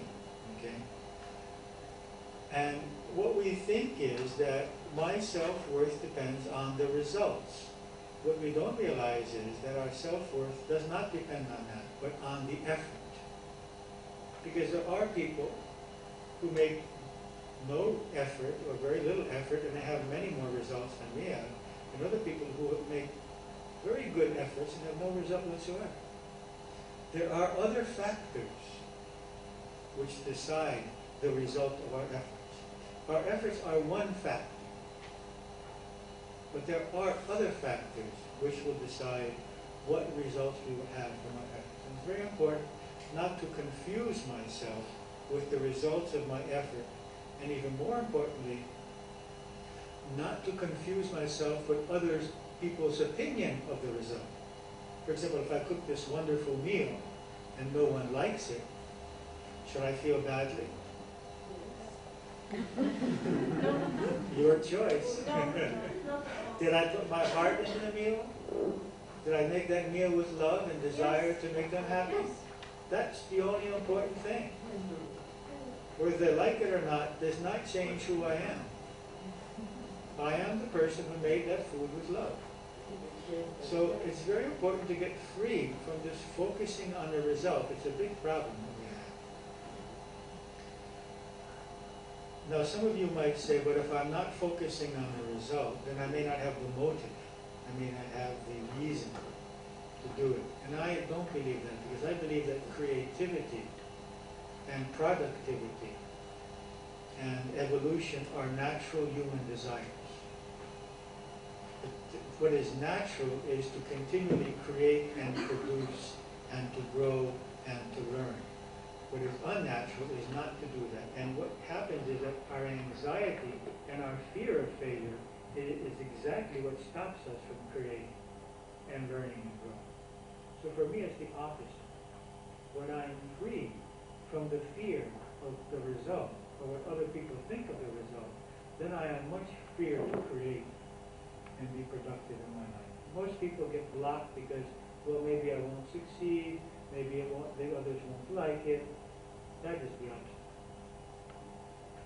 Another obstacle that we have towards self-acceptance is if we have made a mistake in our lives, and we cannot accept that we made that mistake. Now, I personally believe that there are no mistakes, that there is just a process of growing. Mistakes can be a problem when we repeat them over and over again. But for me, it's just a learning process. So if I made a mistake one time, just learn what I can. If I can correct the results of that mistake, let me try to correct them, and let me move on. Let me learn what I could learn so I don't make the same mistake again. So rejecting ourselves for past mistakes, I don't think it has any meaning. If we see that we are repeating mistakes over and over again, then we might want to seek help from an objective person who can help us see, well, why are we repeating this? What might be the lesson in this situation? So I believe that it is useful to forgive ourselves and move on. And I think it's very important to forgive others for their mistakes, as we would like them to forgive us. Another obstacle that some people have is that they're perfectionists. And they just can't be happy if everything is not perfect. Now, each person has their own place. Some people have to have a perfect house. Others have to have perfect appearance. Others want to have perfect grades, perfect work record. Okay, that's pretty exhausting to have if you're a perfectionist, and it's pretty exhausting for the people around you because they get tired too. That's your choice, though. I mean, for me, there's a big difference between the attempt towards perfection and demanding the perfect result. And each of us has to find our balance in life, because we may spend so much time perfecting the small things in our lives that we may not ever have time towards creating something larger. So each of you can make that decision on your own. Another obstacle is that we have the prerequisite to do many things in a day in order to accept ourselves. How many of you have that prerequisite? If you don't do a lot of things, you're not feeling good about yourself. Okay, so if you have this prerequisite and you're also a perfectionist, it's a lost case. You're going to have a nervous breakdown, essentially, because If you've got to do a lot of things, and you've got to do them perfectly, it's pretty difficult to create that reality. And you're probably usually going to be unhappy with yourself. You're not going to be able to rest. So, if you've got this and you want to work on it, Thursday and Friday, we're going to work on all of these issues, on getting rid of them. When you are not strong, some of us have the attachment to being strong, or at least appearing strong. Probably the second. We don't care so much about being strong, but at least not let anyone know that we're not strong. And this is a problem because we reject ourselves when we are weak or when we show weakness. Okay? Another problem that we have is when others do not agree with us. How many of us can just feel unlimited love towards someone who says, everything that you said is totally wrong. Everything that you believe is totally wrong. I don't agree at all with what you are saying. Can we feel love towards that person? Do we feel comfortable? No. Once we have developed self-acceptance and self-confidence, okay, I'm believing something that he's not believing. I find that very few people need to challenge my beliefs anymore or try to change my beliefs, mainly because I have no need to change theirs. I have no need to change your beliefs. And I think that fanaticism comes from a person who doubts himself, actually. Because I need to change you and what you believe when what you believe is dangerous for me, when it intimidates me. If I am sure of myself, or if I say I don't even know, I mean, what I believe now is what I believe now. It's not what I believed 10 years ago. The very seminar I'm going to offer you, I rejected 10 years ago. And how do I know what I'm going to believe 10 years from now? I mean, we're in a process of growth. It's a shame to get hung up on beliefs and to fight and kill people about that. It is a shame. But another issue is whether others are satisfied with us or not. You see, when someone says, you know, you're not a good wife, you're not a good child, you're not a good mother, we buy into that, and then, you know, we start feeling unworthy. We need others to be satisfied with us in the roles that we play with them. Okay. Now, I can understand that. I like people to be satisfied with me. I want you to be satisfied with the seminar I'm going to offer you, the lecture. But it's much less of an issue for me today because I know I'm doing the best I can. And if you're not satisfied, then I'll just have to accept that. I'm not going to start beating myself afterwards. I may listen to what you have to say about it. Maybe I can learn something from you about how I can serve you more. But I have seen situations, for example, of, let's say there's a person 50 years old serving their mother who is 80. And the mother just never says, oh, you know, I'm very satisfied with the way you're serving me and helping. Always she will find something that you're not doing. Okay? And then you just get locked up in this thing, you know, and you get angry and upset, and she's not happy, she's not satisfied, and I'm doubting myself, and I'm getting angry at her, and I'm shouting at her. Whereas there are my other brothers and sisters who are living in America and Canada and Europe, and they're not offering her anything at all. And they're just wonderful children. She has nothing negative to say about them. What's going on here? We're playing a game. I'm playing the game that I need your approval, and you're playing the game, I'm not going to give you my approval because I need you to serve me. I'm going to just keep you right there with this emotional blackmail and never tell you, you know, that I'm satisfied. And you're just going to keep, I'm going to keep you under control. So wanting people to be satisfied with us is a good motive, and I want that too. But we should change that and they say, am I doing my best effort? Am I giving what I really want to give to this person with love? And if they're satisfied or not, let that be their reality. And when we do that, and when we get free from doubting ourselves, we see that they stop playing the game. And then we can be on an equal level, and we don't play this game anymore. Now, there are a number of other issues as far as self-acceptance. I won't get into those now. We'll get into them. I think you got the idea. But we have a number of prerequisites which we have created in our mind, which have to be fulfilled in order for us to feel okay with ourselves. And if any of those are not fulfilled, then we don't feel okay.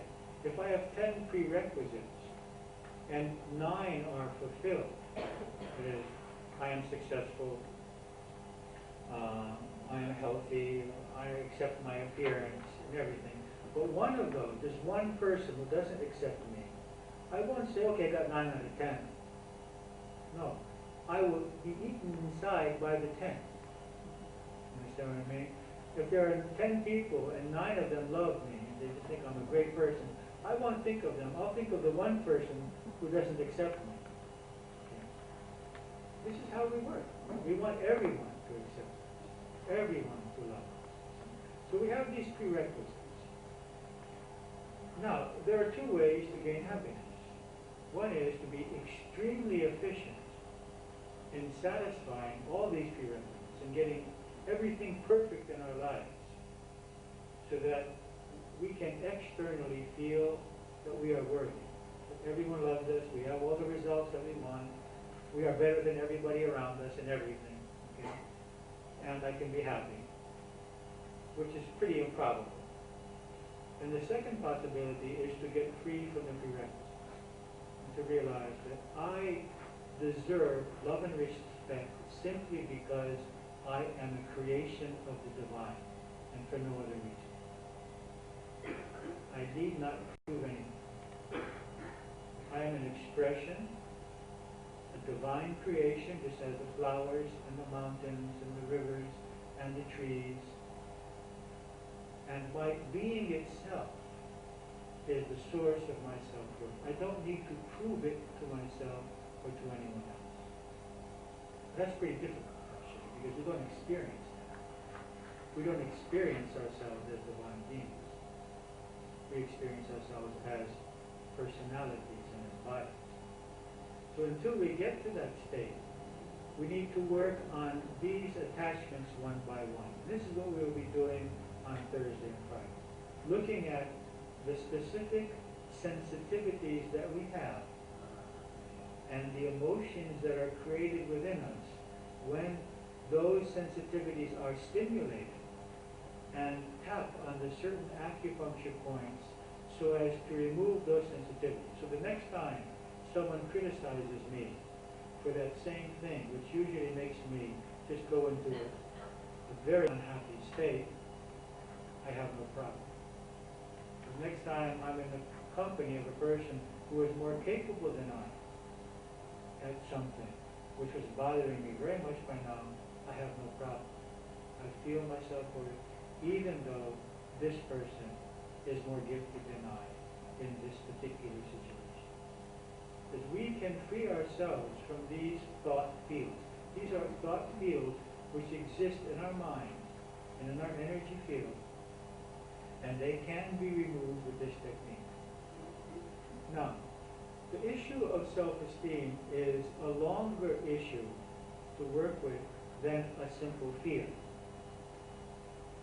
I mean, we can get rid of fear of water or heights or airplanes probably in about 10 minutes, maybe an hour if there are some complications.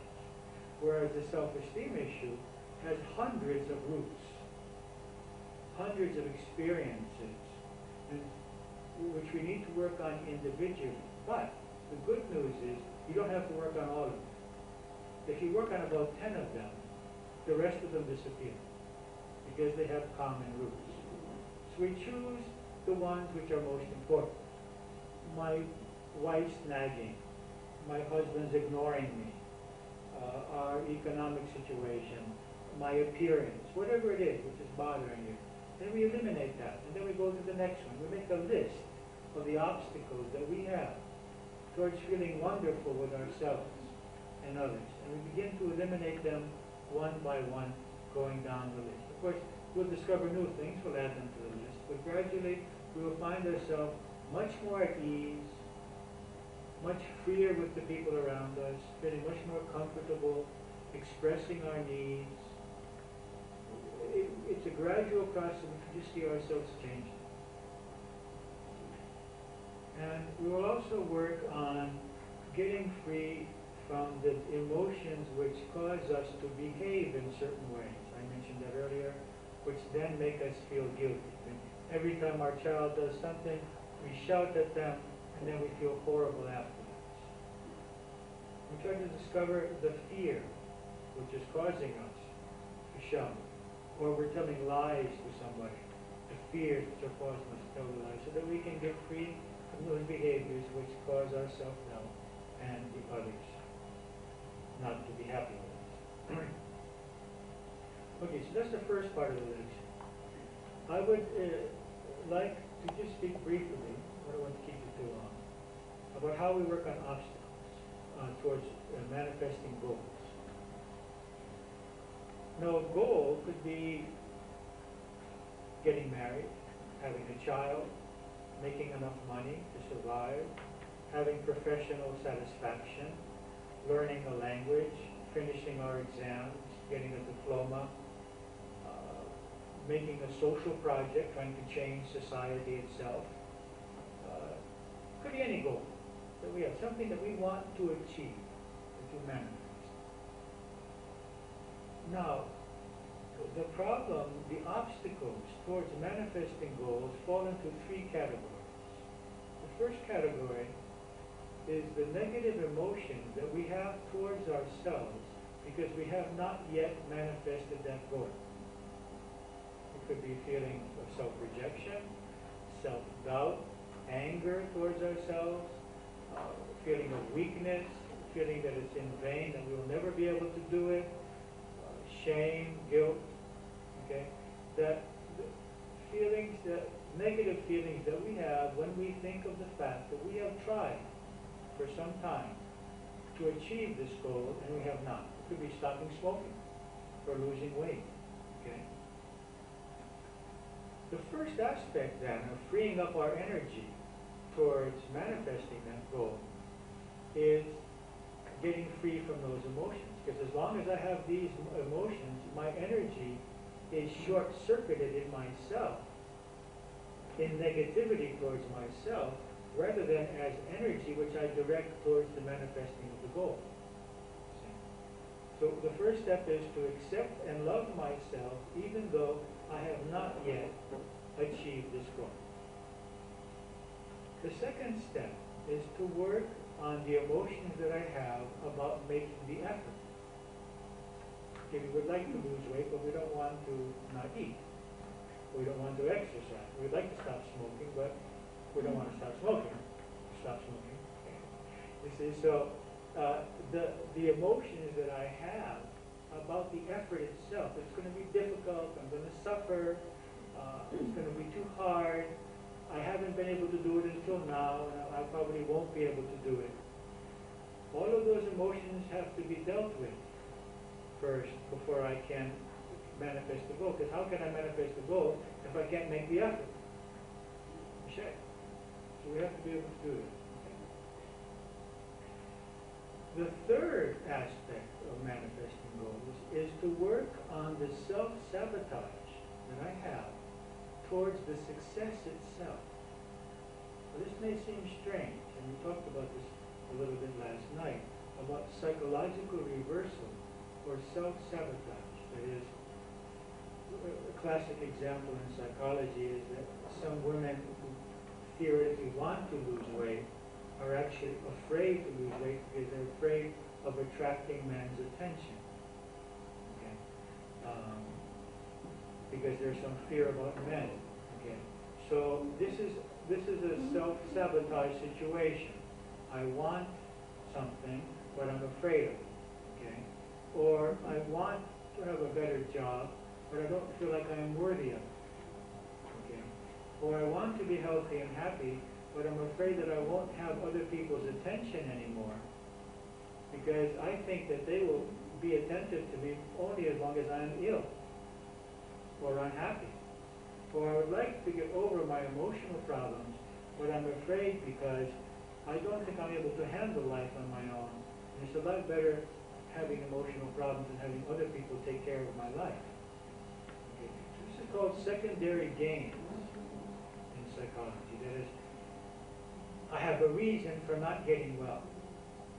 I have a reason for not attaining a goal. I mentioned last night the woman who had a subconscious resistance toward becoming more economically and professionally satisfied because she didn't want to surpass her father's level, so she wouldn't feel badly. Okay. So we have to deal with any subconscious resistance, which usually amounts to either guilt or lack of self-worth or fear. That, okay, I will gain this, but I will lose that. For example, the classic case that I have seen many times in my life is that someone will come to me saying, I can't find anyone who wants to be with me in a relationship. And when we examine that, we see that this, when I say, okay, well, just imagine this person that you're with now proposing marriage. And tell me what you feel. And they realize how much they feel. And such people often create relationships with people that are already married, or with people that live in another country, or with people who declare from the very beginning, I have no intention of becoming serious in this relationship. And then they're complaining all the time that they can't find someone to create a meaningful and lasting relationship, when the reality is that they're really scared of that. Because they're afraid of abandonment, or afraid of suppression, or afraid of being hurt. Okay, so what's happening here is we have self-sabotage. We ourselves are not enabling ourselves to arrive to the goal. Okay. So these are the three main obstacles towards manifestation of goals. The emotions that we have about ourselves and the self-rejection, the anger that we have towards ourselves for not having succeeded yet. The emotions that we have about the effort that we feel like it's going to be difficult, don't really want to do it. And the emotions that we have about the success itself. Okay? And we will be working on these issues also. Learning to identify what those are and how to defeat. And then on the weekend, we're going to be working more on any fears that we have, which may be obstructing our happiness or our success in life, and any traumatic experiences which we may have had in the past, which may be making us sensitive today to situations around us and causing us to be less happy in life itself. And all of these will be dealt with by localizing the obstacle, either towards self-esteem, or towards self-confidence, or towards manifesting the goal, or towards, in general, being happy in life. And tapping on the energy field while we are focused on that. Because when we have the energy field present in the body, and we tap on those points, that distortion, the energy distortion, disappears, and then we can experience our strength, our feelings of safety, our feelings of self-worth, which are natural within ourselves. So, that's all I want to say this evening. I'll be very happy to discuss with you any questions that you have, any objections that you might have, or doubts that you may have at this time. So is there anything that you would like to ask or say? Yes. Once you have gained that flow of energy, would your personality change? Definitely. Your personality changes for the better. You become more democratic, more peaceful, less antagonistic. less easily disturbed by others. You see, I see some people who are naturally energetic, and they do a lot of things. Some do it for wrong reasons. This is why I'm asking, when you find that flow, would your energy disappear if it's a false one? Or would it increase? I find that energy increases. I find that I need less sleep. Right. Ever since I just I'm doing this technique. Because I'm much calmer most of the time. And things that seemed like a threat to me are no longer seeming like a threat. And I'm able to accept myself. I can fully buy into that. I understand it 100%, but I don't know exactly how the changes would happen, and that's quite intriguing. The whole idea is that many people have experienced anxiety as an energy generating, or fear as an energy generating process. The thing is that my belief and my experience is that we are unlimited energy, and there's no need to have anxiety or fear or antagonism or competition as motivating factors. There is a natural need within us to create and to produce. Ever since I started on this path, I just love to create. I love to produce. I don't like that. I just can't go and sit somewhere and waste time. And it's not an anxiety thing. It's an enjoyable thing. It's a natural I enjoy it. When I was I enjoyed this rather than going to a movie and just sitting, or sitting in a bar or something. This is my pleasure, as writing is my pleasure. Okay, something else that you would like to say or to ask? Okay, tomorrow evening we will be showing you the technique. Okay, so you can, any of you that want to come, you can bring friends. Of course, it's a shame that they haven't heard the introductions, but let them start at some point. And then we'll be employing the technique on Thursday and Friday in a 2-day seminar on self-esteem and self-confidence. And then another 2-day seminar with more hours on Saturday and Sunday on dealing with fears, traumatic experience, and manifesting goals. Any questions?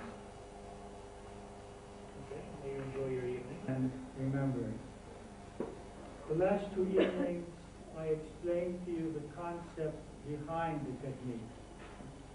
And we went into details about transforming our belief system. That is, that every thought is also an energy field. And that this energy field has its own power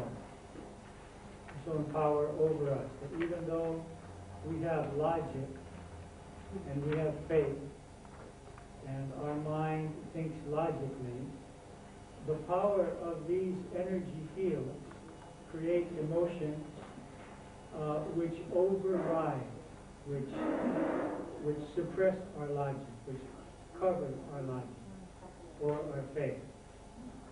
And that this technique works on removing the emotional charge of those thought fields, of those negative beliefs. Okay? It does not remove the memories of the past, but removes the emotional charge. Okay? Those of you that want to understand the philosophy and the explanation behind this technique, I would suggest that you take this book. The last chapter is a theory on how and why it works.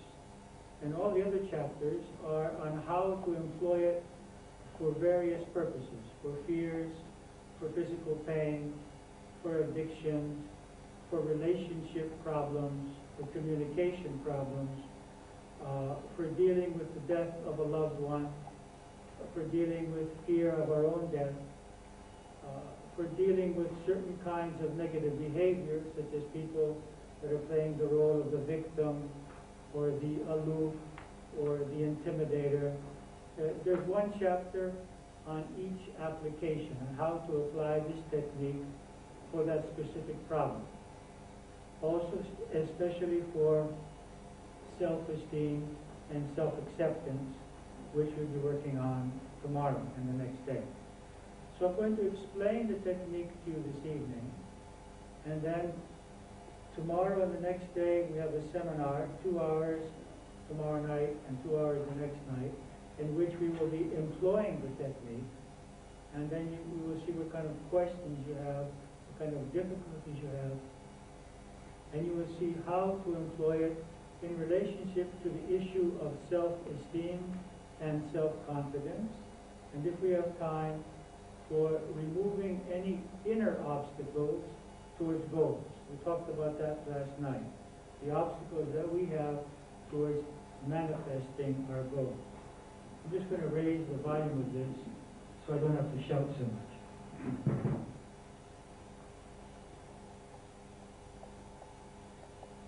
Okay. So you all have in front of you, I believe, this sheet, okay, which shows the various acupuncture points on the body, okay? There are 14 acupuncture meridians. We are going to be working with 12 of them in this technique. Let me also explain, because some people ask, are you going to be doing the same thing that you did last time? You're going to be using the same technique that we used last time, but for other purposes. These 2 days will be self-esteem and achieving goals, whereas Saturday and Sunday will be freeing ourselves from any fears, anxieties, or traumas of the past. Any traumas, whether they're childhood traumas or traumas just from a few weeks ago. Doesn't matter when we had the trauma. Okay? We're focusing on that. But there are also many other aspects of energy psychology that I would like to share with you.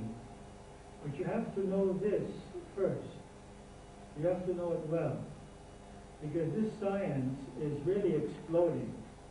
And everyone with their own system is adapting this to other methods. And there's much more to learn about energy psychology. But it's like learning a more sophisticated way of playing the piano. You have to know the basics first. And it's just not enough to have done the previous seminar. You have to be employing it. You have to have it fresh in your mind. Now, we won't get into that this time, but this is the reason that I'm repeating this, so that all of you know it well, and that those of you that are interested in moving forward in all of these alternative techniques, having known the basic technique, can move ahead. Okay?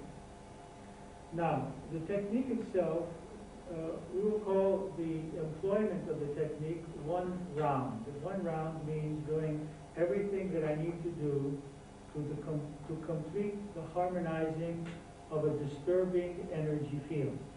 Okay? So what do I need to do? There are 4 steps. The first step is to reverse any possible psychological reversal. Now, we talked about psychological reversal on the first day, that there are underlying subconscious resistance towards being well. We want to be well, we want to be happy, but we either feel we are not worthy of that, or we have a fear of this change. Okay? This we call psychological reversal. There are 4 ways to correct psychological reversal. I will talk about 3 of them this evening, and then during the seminar we will talk about the 4th way, which we employ when there is a serious problem and we are not able to correct it with the other 3 ways. Okay? It's considered to be an energy matter, and that the energy is, its polarity has changed. Okay?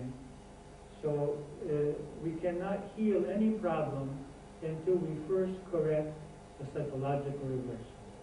One way of correcting it is tapping on this point, which we call the karate point, tapping on this point while we express 2 affirmations. The first affirmation is that even though I have this problem. It could be physical pain, an emotional pain, anger, hurt, resentment, whatever it may be. It also can be an addiction or a desire. Even though I have this, I deeply and profoundly love myself. Or I accept and love myself as I am. Okay, so the first aspect of correcting psychological reversal is to accept myself with my problem. That even though I have this problem, I am worthy of being loved and accepted. Okay? The second aspect of correcting psychological reversal is tapping on the other side and saying, I choose to be free from this. Now, this could be a physical pain, an emotional problem, a desire, or an energy state from this tiredness or from this nervousness. Okay? So this technique works on energy. Energy in the form of pain, energy in the form of emotions, energy in the form of an energy state such as tiredness or nervosity, or energy in the form of desire. These are all forms of energy. Okay? The second way that we can correct psychological reversal, and this way that I'm going to show you now, is used when there is reoccurring psychological reversal. That is, even though we correct it, it comes back. And because of that, I just use it from the beginning. I use this way, and this is what we're going to be using during the seminar, because it just covers all possibilities, whether it's a one-time psychological reversal or whether it's a reoccurring one. And that's done by rubbing here on this sore spot, saying, even though I have this, whatever it may be, I say the name of it, or I think the name of it, I deeply and profoundly love myself. 3 times. And then on the other side, I choose to be free, or I want to be free, or I deserve to be free, or it's in my benefit to be free from this fear, this anger, this bitterness, this headache, this desire for this cigarette, whatever it may be. Okay? So the affirmations have 2 goals. The first goal is love and acceptance of ourselves as we are. It is the prerequisite for change. And the second goal is the willingness to change. These are the 2 prerequisites to allow for change. Acceptance of ourselves and acceptance of change also. Okay? So even though I accept myself, I am willing to change. The third way is to take about 4 to 6 drops of the rescue remedy of the Bach flower remedy. We have found that this can also correct psychological reversal. That can be taken under the tongue or in a glass of water. Okay? So the first step is to correct for the psychological reversal. Now before we even do that, we actually have to take what we call a SUDS measurement, a measurement of the SUD of this tension. SUD means subjective units of disturbance. Okay? So these are, it's subjective, I am evaluating it. It's a measurement, it's a unit of disturbance. So it's the intensity of my fear or my anger, the intensity of my pain, the intensity of my tiredness or nervousness, or the intensity of my desire. And we measure this from 0 to 10. Okay? So 10 means it's the highest pain that I can think of. It's the highest fear. I'm in panic. Okay? I'm just about ready to be in total panic at this moment. Okay? Or the pain is just horrible. Okay? And 0 means I'm fine. So I have no disturbance whatsoever. So what we do, we close our eyes, we focus on the thought field that we want to work on, whether it's physical or emotional. We measure the intensity of it from 0 to 10, and then we correct to the psychological reversal in the way that I just explained. Now the sore spot is if I touch this place where the softness of my neck begins and come down about 5 centimeters, and then about 5 centimeters to the right or to the left, then I will find the sore spot where there are some lymph glands there, which when we rub there, it should be slightly sore, in the beginning at least. As time goes by, it may be less sore, okay? That's the first step of a complete round of employing this technique. The second step is to correct the energy flow, that is to free up the flow of energy, because what's happening is our fear or our anger or our pain is a stagnated energy field. The energy is in stagnation. It cannot move. And we are locked into that. We are locked into that fear or that anger or that pain. And what we want to do now is to get the energy flowing so as to break up that stagnation. Okay? And we do that by tapping on the following 12 points. Okay? With 2 fingers of either hand, doesn't matter which hand you use, it doesn't matter on which side you start, and you can even change sides. Okay? So it's tapping here at the eyebrow, where the eyebrow comes and unites with the nose, right there. Later, if you want to take a look at this little doll here, you will see the points more specifically. Okay? So it's not in the center, it's not up on the forehead, it's not in the center of the eyebrow. It's where the eyebrow unites with the nose. Okay? Then on the temple, on the side of the eye. And the tapping should be strong but not painful. Okay? And a bit quick, about this fast. Okay? Then on the cheek, here. Then on the lip, under the nose, on the chin, under the arm. Now, the underarm point is, if we go from the nipple, and we go under the arm here, and just down about 2 centimeters, right in there. Okay? And then on the collarbone point, which is right here, this is the collarbone coming down like this, and this is the sternum, and it's right there under the collarbone and to the right or to the left of the sternum. It's either right or left, you can do both also. Here we're also stimulating the thymus gland, which is so important for our immune system, and so we have the added benefit of also getting the energy flowing, but also stimulating the thymus gland. Okay? Let me just finish the process. Okay? And then we have some points on the fingers. We have here on the thumb. Now it's on the outside, so if I put my hand like this, it's on the top. Okay? So it's right there where the nail meets the flesh. It's at the end of the thumb where the nail meets the flesh. On the index finger where the nail meets the flesh. On the third finger. And then on the little finger. That's 11 points. And the 12th point is here on the side of the hand. It's the same point that we used earlier to correct psychological reversal. Okay? So we have 12 points. The next step in this process is while we are focused on this thought field to tap on those 12 points. Now,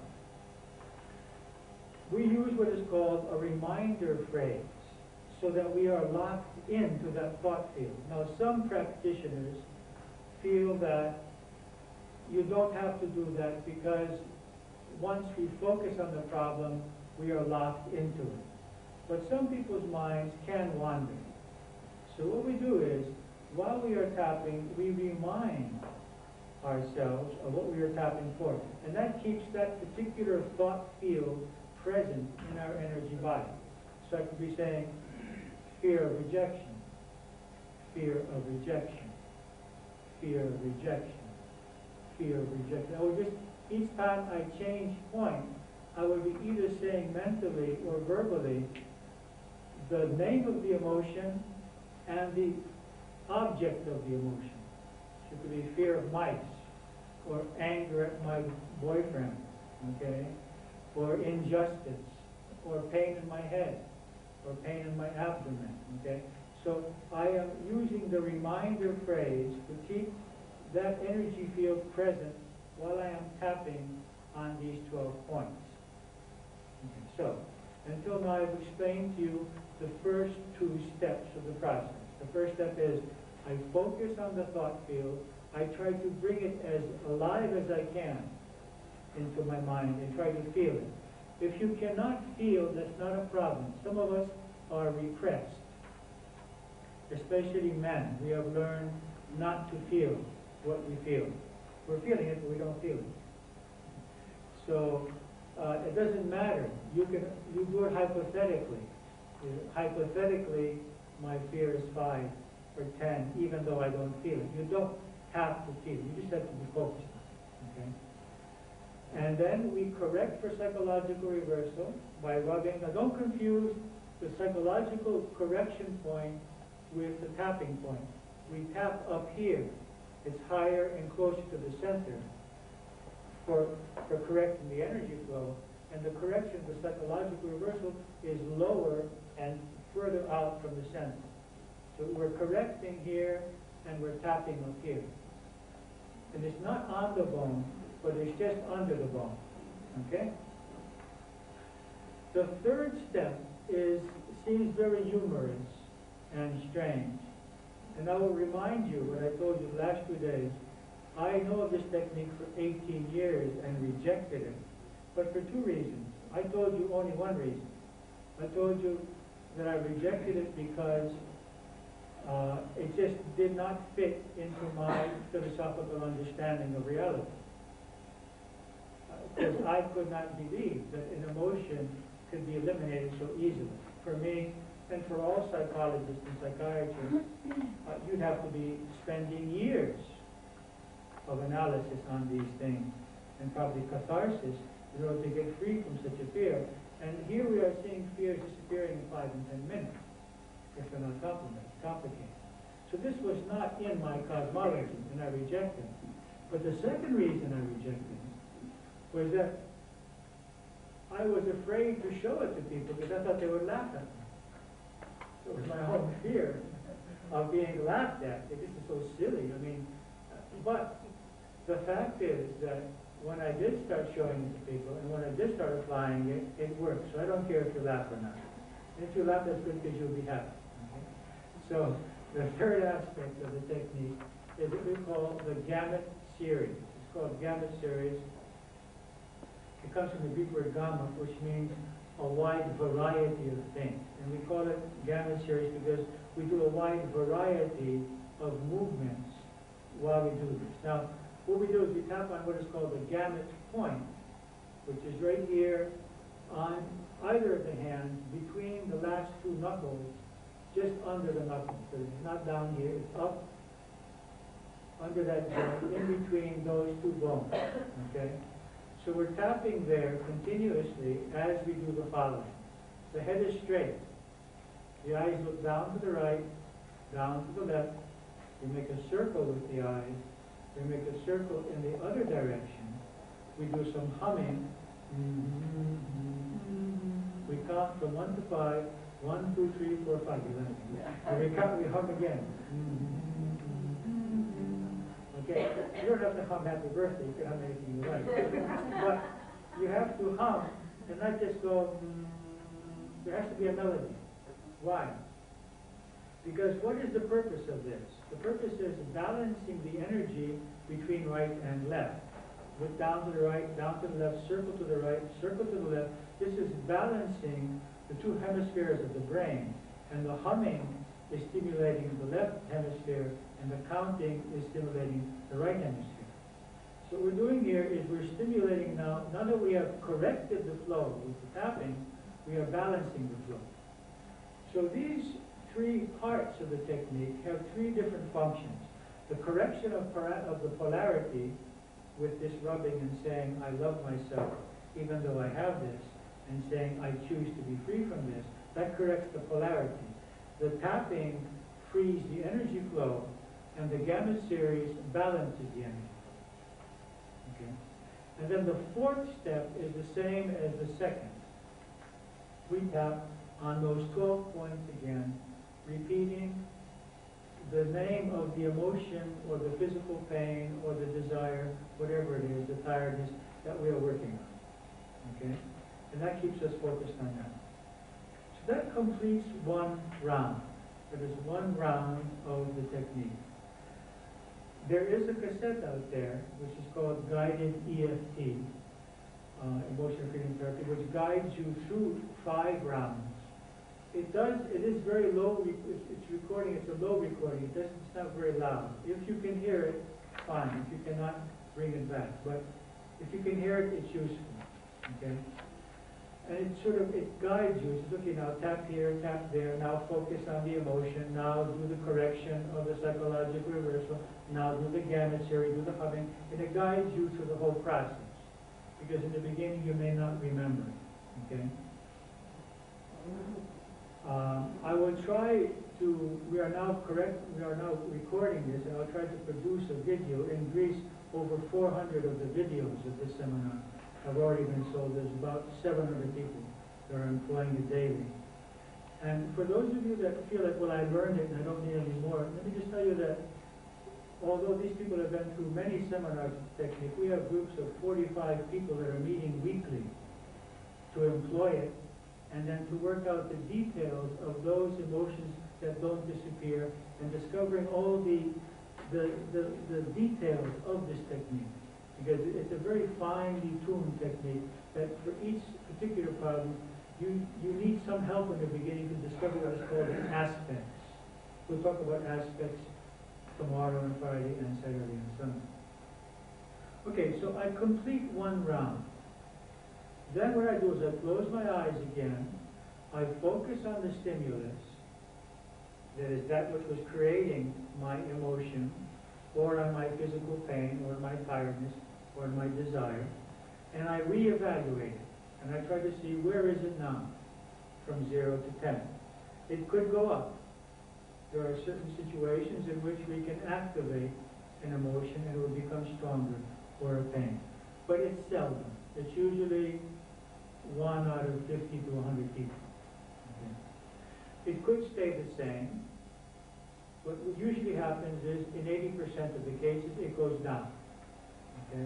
It could go down slightly, or it can go down dramatically. Okay?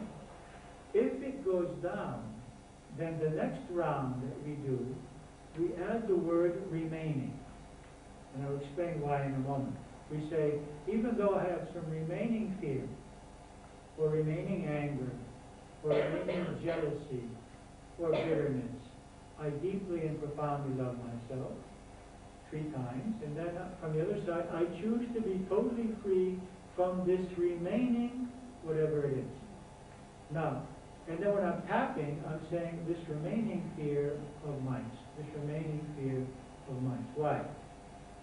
What we have seen is that the subconscious in some people will allow them to be only so free and not totally free. For example, if I'm working with anger and I correct my psychological reversal and I work on my anger and it goes down to 5, we can have a mini reversal, a secondary reversal which comes up because I'm afraid not to be angry at all because anger is my protection.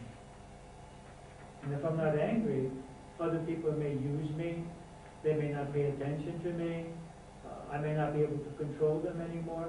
So this is the secondary reversal. And that's where we use the word remaining, because now I want to work on the remaining reversal. Understand? So that's why it's important to use the word remaining when the emotion has gone down but is not completely dissolved. For the physical pain, okay, I can have less pain, but not without pain totally. Then I wouldn't be the victim, and then people wouldn't pay any attention to me. I need my pain. Okay?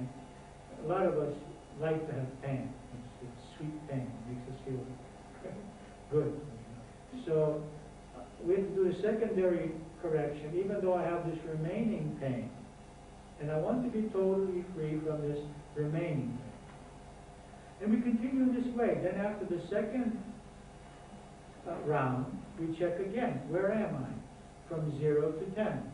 How intense is it? By bringing as vividly to my mind as I can the specific emotion or physical problem that I'm working with. And we do this until we come to 0. And until this fear, or this anger, or this headache, whatever it is gone. Now, it is especially effective for fears. It is perhaps less effective for physical problems because there may be mechanical problems, mechanical causes. Okay? And you have to be careful about physical problems because it can work so as to remove the pain, but that doesn't mean it has removed the cause. If you have a lower back problem and your pain is gone, it doesn't mean you can bend down any way you like and lift anything that you want. You have to respect the cause. You could also work with the same technique on the causes, and that may help to direct energy there and create a healing at a deeper level. So when we're working on physical problems, we work first on the symptoms, but then if you want, you go deeper and work on the deeper causes of that problem. And that will remove any stagnant energy forms which are preventing healing in this case. I mean, I've been working for 35 years, okay, with anything that I could find for healing people emotionally, physically, and spiritually, and of course myself on all of these levels. And everything that I've used doesn't come within 10%. I have never seen anything as effective as this technique is in removing the emotional blockages towards happiness or towards health in our life. In fact, I've changed all my seminars and all of my appointments. When someone wants to see me for an appointment, I say, okay, look at this video, learn this technique, and come to the appointment. And if they want to take the seminar, I say, take the video, learn the technique, and come to the seminar. Because we use it for everything. We use it for healing the inner child. We use it for creating happy relationships. We use it for overcoming obstacles towards goals. I mean, there is no limit to the use of this technique, and I don't see any reason for doing anything else when everything else I have learned for the last 35 years doesn't even compare to the effectiveness of this technique. And this is why I've changed totally the structure of all of my appointments and all of my seminars. Now, if we don't get to 0, why would we not get to 0? Okay? Or if we get to 0 and the next day comes back, okay? What can be happening here? There are one of 3 possibilities. The first possibility is that there are other aspects of the problem which have not been healed. We have healed the certain stimulus. I've healed my sensitivity towards what someone is saying to me, their criticism, but I haven't healed my sensitivity to the expression in their face when they're saying it. Okay? So this is another aspect. One thing is what they are saying, another thing is their expression, how they are saying. Okay? Or another aspect may be there's a childhood experience behind this, which has to be healed first. So until I heal this childhood experience, then although I healed this temporarily, that may come back up. So at some point, I may need help in locating this childhood experience, which is creating this sensitivity. We call these aspects. Okay? Aspects could be various emotions that I have about a specific event, or aspects could be various aspects of the event itself. For example, you saw on the video, those of you that saw the video, that they were working with Vietnam veterans that had been in therapy ever since Vietnam. We're talking about 25, 30 years. And they were not healed. They were still having nightmares. They were still unable to sleep. They were still having these panic attacks and guilt attacks. And they were healed very quickly in these 6 days that these people stayed at this hospital and worked with these people.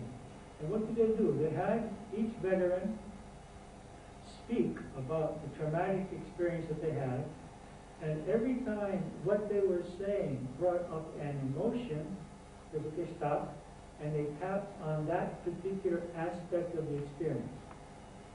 And then you continue telling the story. And then as they're telling the story, the next thing that they would say, which would bring up an emotion, okay, now we work on this. And then it's like doing an operation. You just clean out everything that is there.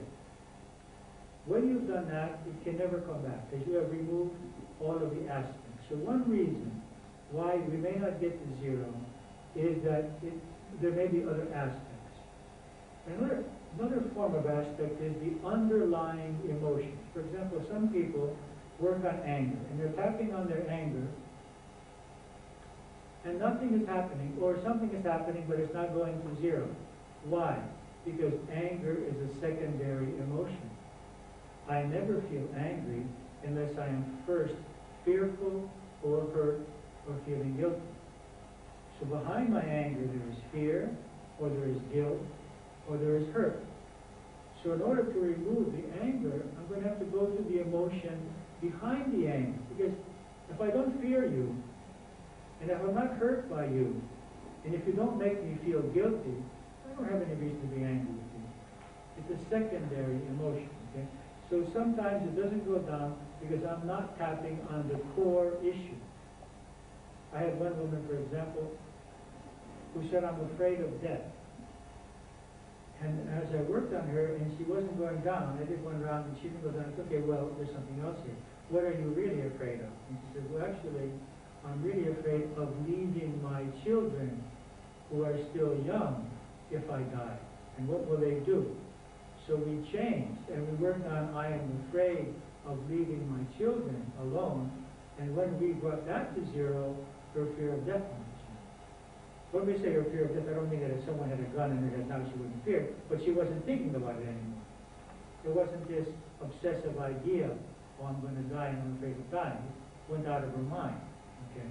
But she wasn't working on the core issue. So this is the one obstacle that can prevent results. The second is that the psychological reversal is coming back. Okay, that is, my desire to continue having the problem is coming back for some reason. And in which case, we may have to understand what is the secondary gain, we call this secondary gain, in having this problem. Am I afraid that no one's going to pay attention to me? Am I afraid that I'm going to lose my self-worth if I don't have this problem? Am I afraid that I'm going to have to take responsibility for my life if I don't have this problem?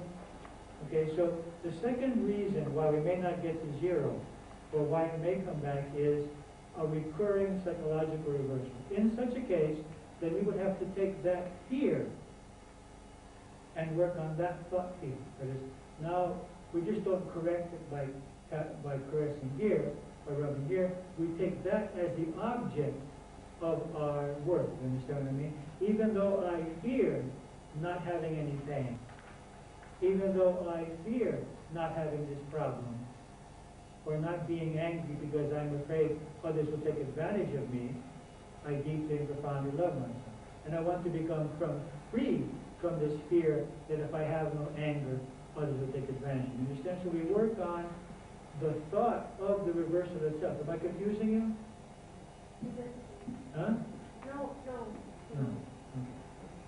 Now, the third reason why we may not go completely down or it may come back is what we call energy toxins. Now, an energy toxin could be our personal, and it doesn't have to be something which we consider toxic. It could be a carrot, it could be a tomato for some person.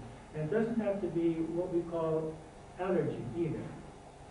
It's just a certain substance which for this particular person creates a disturbance in the energy field and doesn't allow its correction.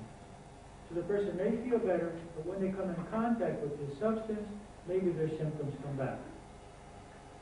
Now, the substances which are highest on the list of energy toxins are nicotine, of course, caffeine, wheat, corn, dairy products, and sugar.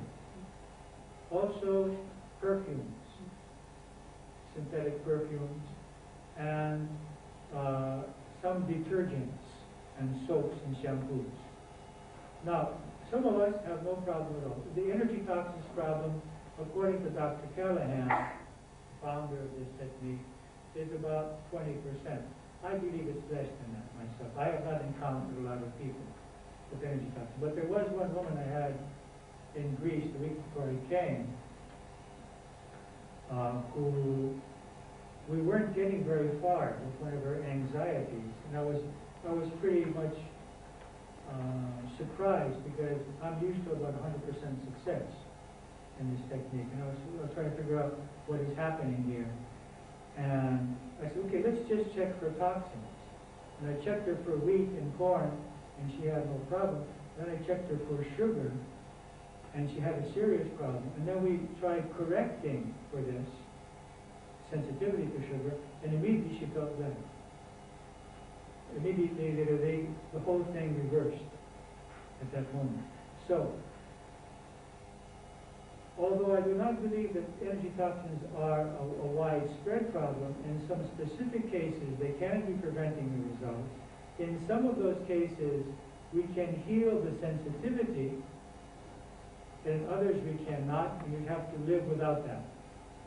You have to avoid that substance.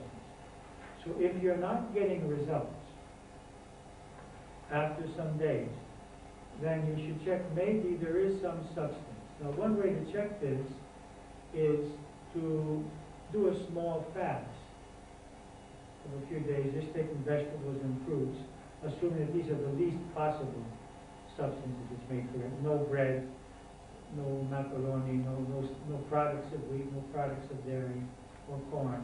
And just see what happens. If you're feeling better, and if you're tapping and you're seeing that it's going down to zero, your emotion or your physical problem, then you can start adding these substances one by one until you notice which one may create the problem and in which doses. Okay, there's one way of dealing with that.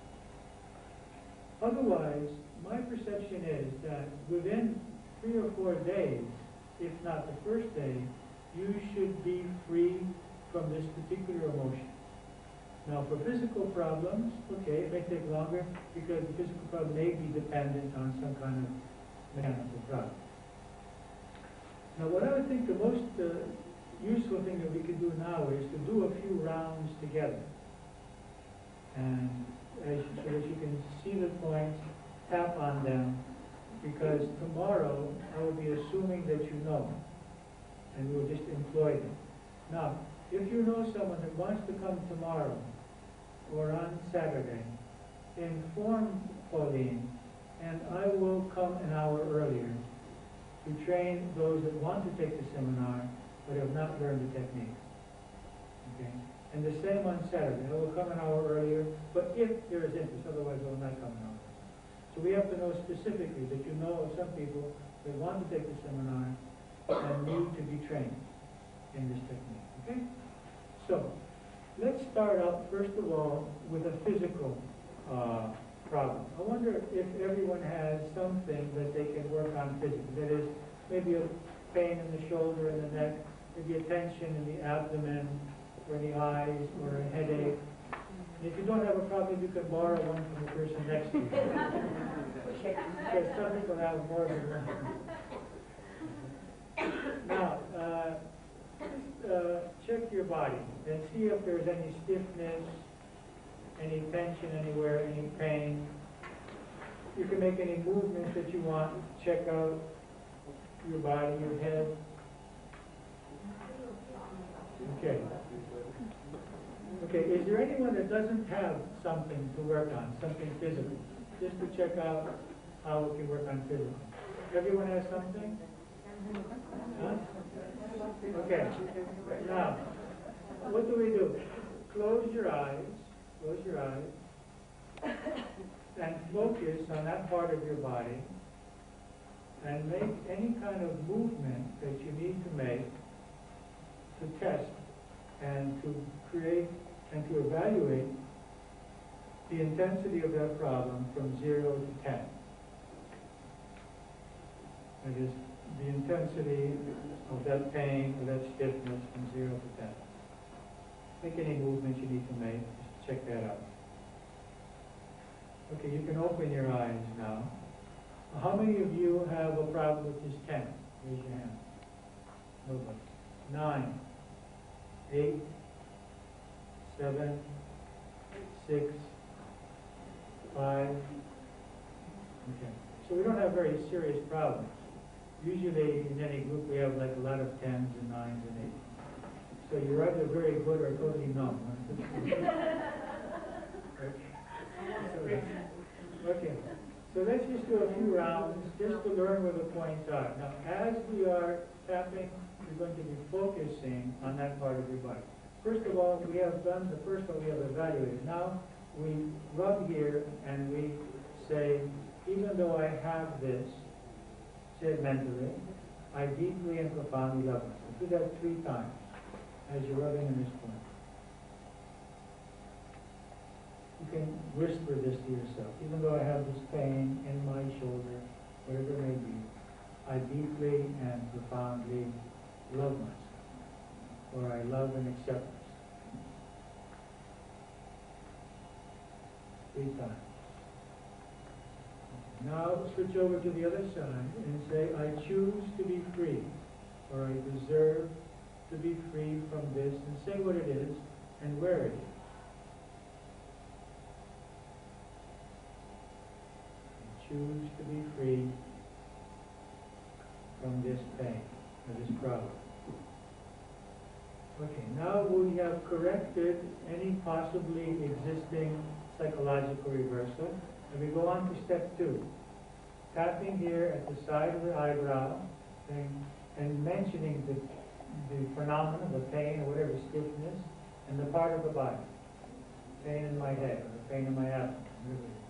Now on the temple, repeating mentally or just focusing on that part of the body. Under the eye, on the cheek, under the nose, above the lips. Think of that part of the body. On the chin, below the lip. Under the arm. Under the collarbone. On the right or the left, under the collarbone, right here. On the thumb, where the flesh meets the nail. Think of that part of your body. On your index finger, on the middle finger, on the little finger, and on the side of the hand. Okay. Now we do what is called the gamut series. We tap at the gamut point, which is in the back of the hand. We close the eyes. We open the eyes. We look down to the right, down to the left. We make a circle with the eyes. We make a circle in the other direction. We do some humming. We count 1, 2, 3, 4, 5. We do some humming. And then we tap again now on the side of the eyebrow as we focus on that part of the body or repeating the name of the problem. On the side of the eye now,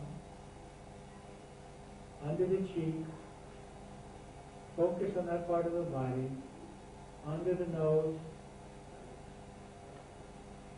under the lip, on the cheek, under the arm,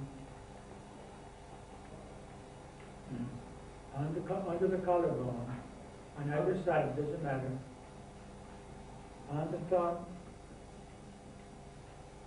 and the index finger,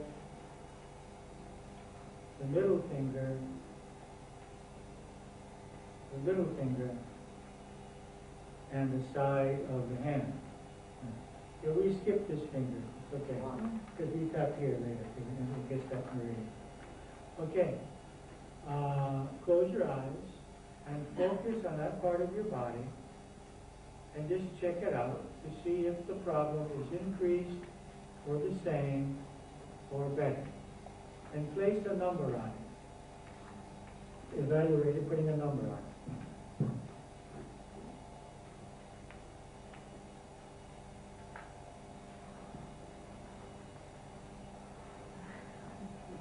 Okay, you can open your eyes again. Now, how many of you had an increase in the problem? Increase, yes. How many of you stayed the same? Raise your hand. And how many of you went down? Just one. How many of you went down more? More. Okay. We have less results in this group than in most groups. But let's take another round. Okay. So, assume that those of you that had some lowering of the problem, you will use the word remaining. Okay? Those of you that did not have a lessening of the problem, you just say, even though I have this. Okay? Let me just mention that you will have in this situation the least possible results because you are learning it. You're focusing on where you're tapping and not on the energy field itself. Sometimes it is necessary for some kind of release. Often when we're doing this, about 1/3 of the people will be yawning or there will be tears coming out of their eyes as this energy is released. Something which you may feel inhibited to do in front of other people. When you're doing it by yourselves, you might find yourself, and all kinds of tensions coming out. So just accept that. Yawn to your own heart's content. Okay? And that will help things get released and you'll feel much better. Okay, let's do the second round now, so that you learn the technique. If it came down, say remaining. Even though I have this remaining, just repeat that phrase in your mind. Whatever it is, I deeply and profoundly love it. 3 times.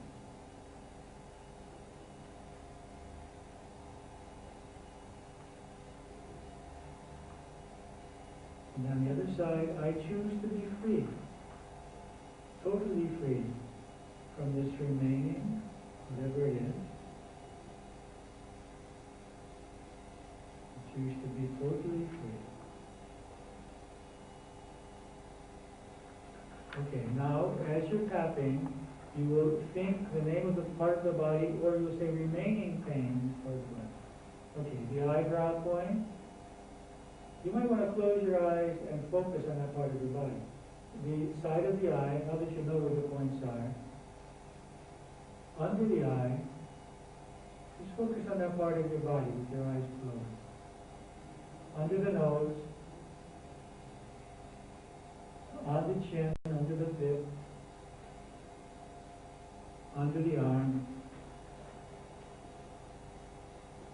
under the collarbone, on the thumb, on the index finger, on the middle finger, on the little finger, on the side of the hand. Now we do the gamut series. So you open your eyes, look down to the right, look down to the left, make a circle with your eyes, circle in the other direction, with a humming, counting 1, 2, 3, 4, 5, humming. Okay, tapping on the eyebrow, focus on that part of your body, or repeat the name of it. On the side of your eye, temple, on the cheek, under the nose, on the chin, under the arm, under the collarbone, on the thumb, on the index finger, on the middle finger, on the little finger, and on the side of the hand. Okay. Now close your eyes again. We have completed 2 rounds. Close your eyes again and focus on that part of your body and evaluate the degree of the pain or the tension from 0 to 10. And see if it's gone up, stayed the same, or gone down.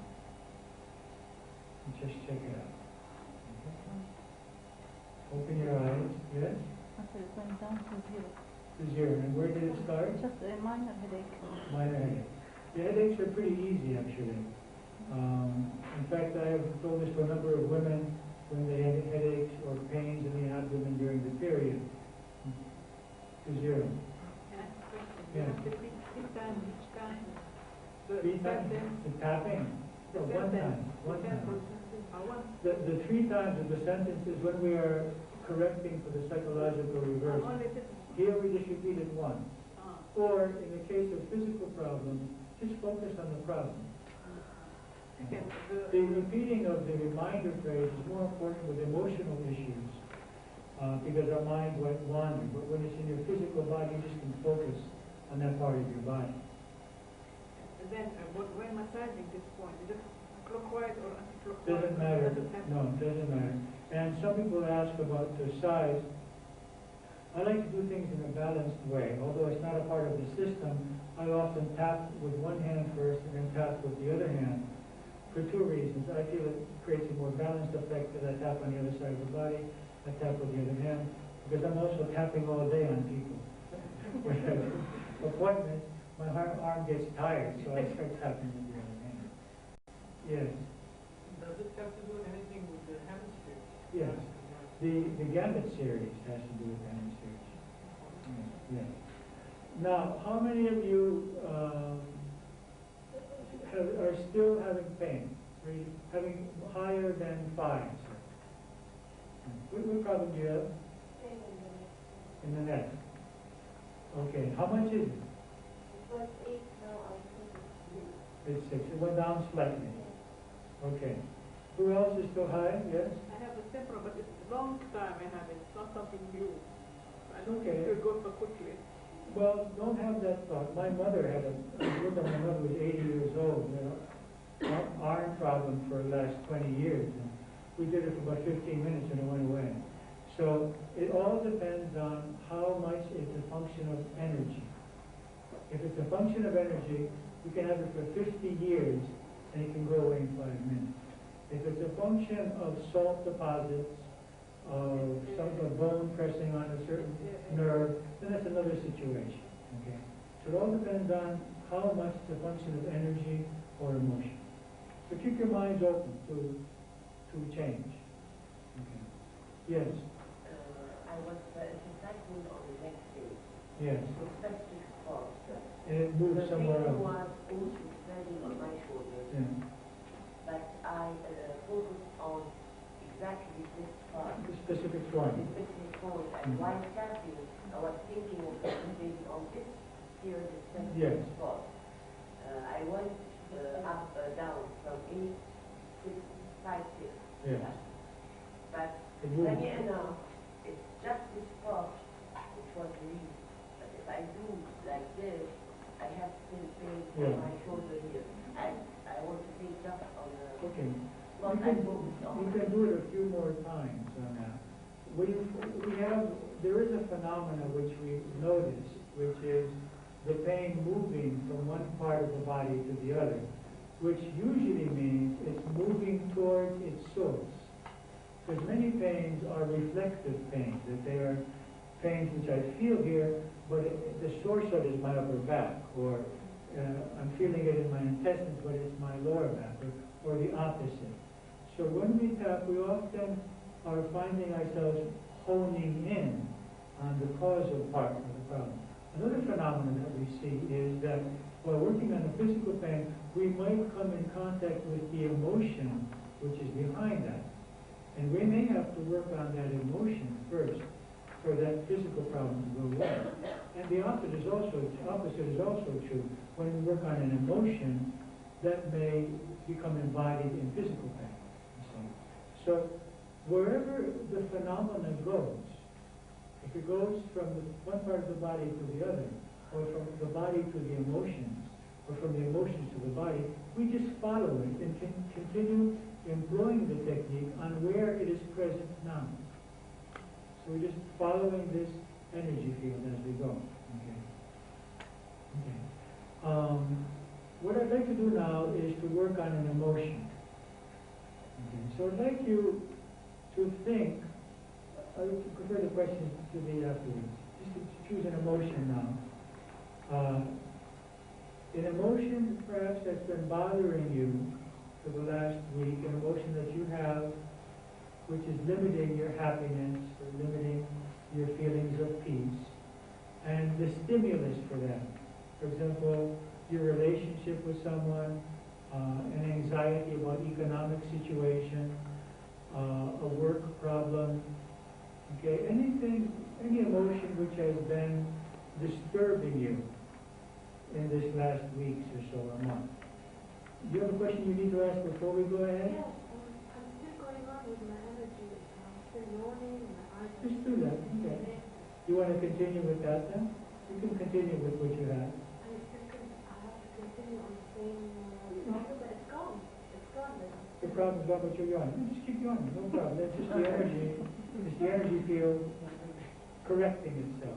It does it through yawning, through crying, sometimes through spontaneous movements. It's okay. Don't just let it release itself. Okay? Are you afraid of it?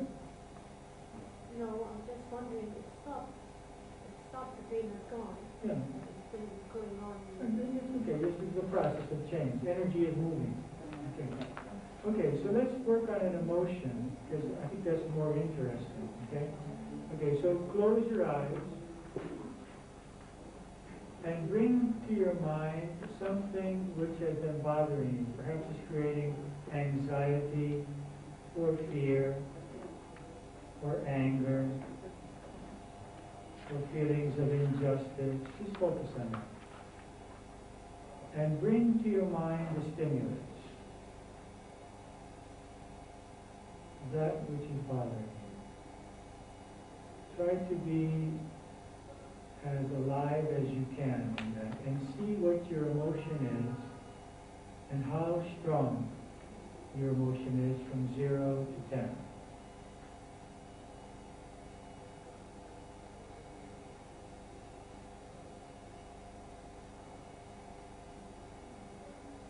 Okay, you can open your eyes now. Okay. 3 times. Just focus on that. Even though I have this emotion about that thing, I deeply and profoundly love it.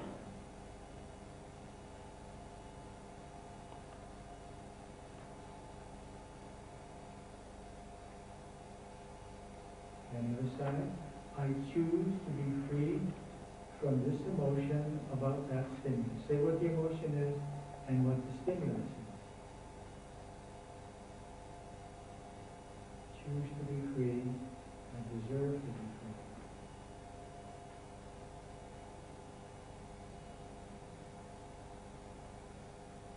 Okay, now as we tap, we are reminding ourselves each time of the emotion and what the emotion is about. On the eyebrow, the side of the eye, focus on that stimulus, imagine yourself there, on the cheek, under the nose, on the chin, under the arm, on the collarbone point, under the collarbone. Focus on that emotion and that stimulus.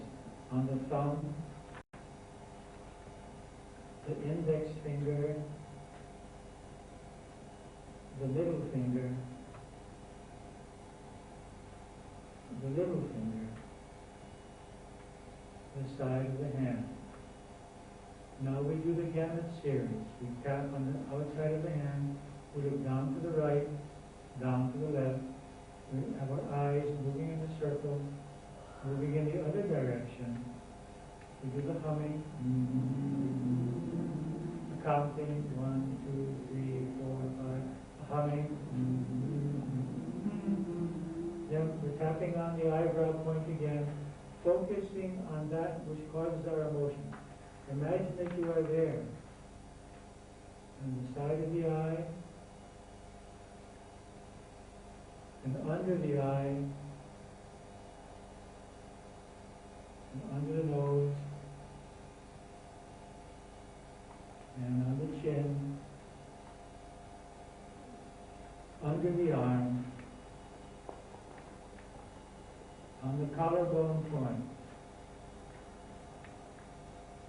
on the thumb, index finger, middle finger, little finger, side of the hand. Now close your eyes again and focus on that stimulus. Focus on what was causing your emotion. And see how much you feel that emotion now. Whether it's more, the same, or less.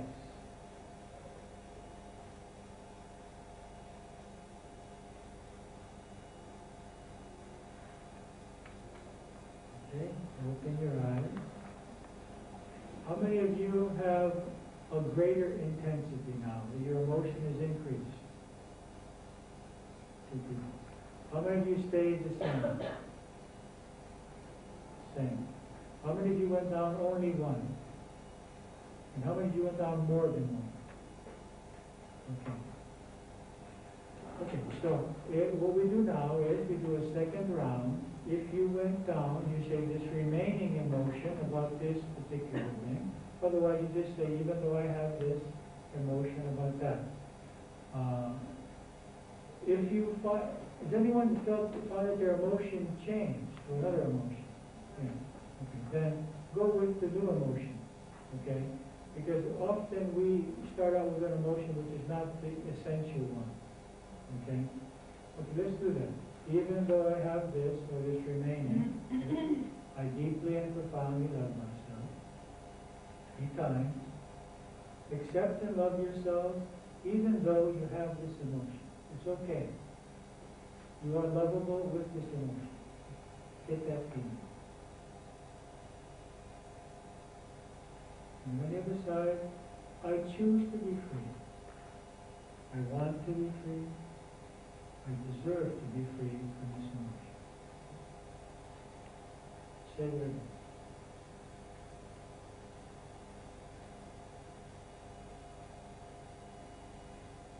Okay, now as we tap, we say this emotion about that, this fear, this anger, whatever it is, about what it is about, or remaining fear, whatever it is, side of the eye,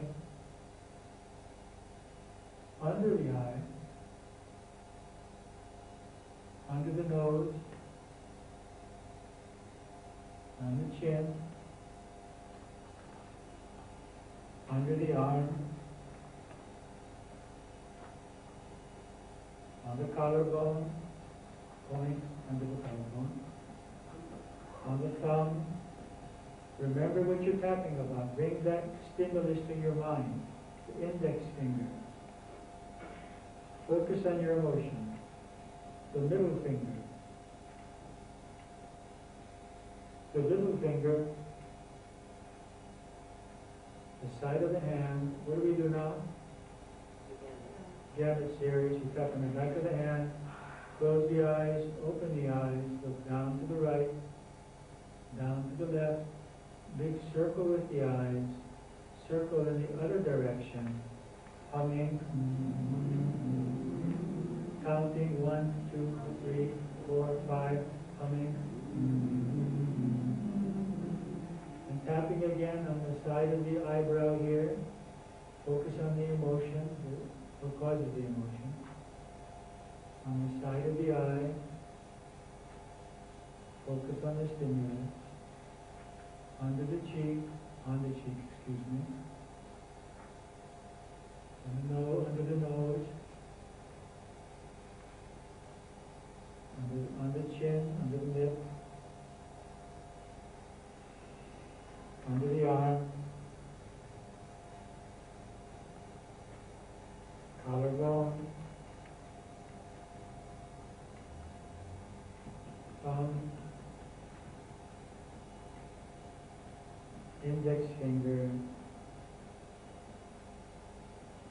middle finger,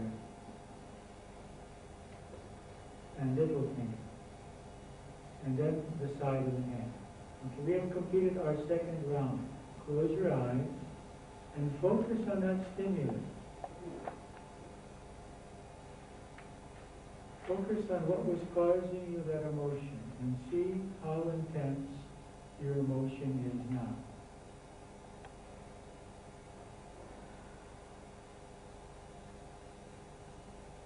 Open your eyes. Okay. How many of you had an increase? How many of you stayed the same? Same as last time or same as the beginning? At the beginning. At the beginning. Okay. And we'll see about it in a minute. How many of you went down only one? How many of you went down more than one? Okay. Okay, now what I would like you to do, do you have any questions at this point? Yes? You don't feel, you think of the stimulus, and you don't feel anything about it. That could mean that you are healed. Okay? It could mean that you're healed. Usually it means that. There could be, unless there are other aspects to the problem. I don't know if you want to share with us the emotion that you had. You don't have to. You don't want to. Okay, but it very well could mean, I mean, when you think of the problem, you can't feel anything in particular. 80% this means that the problem is solved. Okay? What we experience is that what you feel here when you do the technique is what you will feel when you're in the presence of the stimulus, unless there are some other aspects.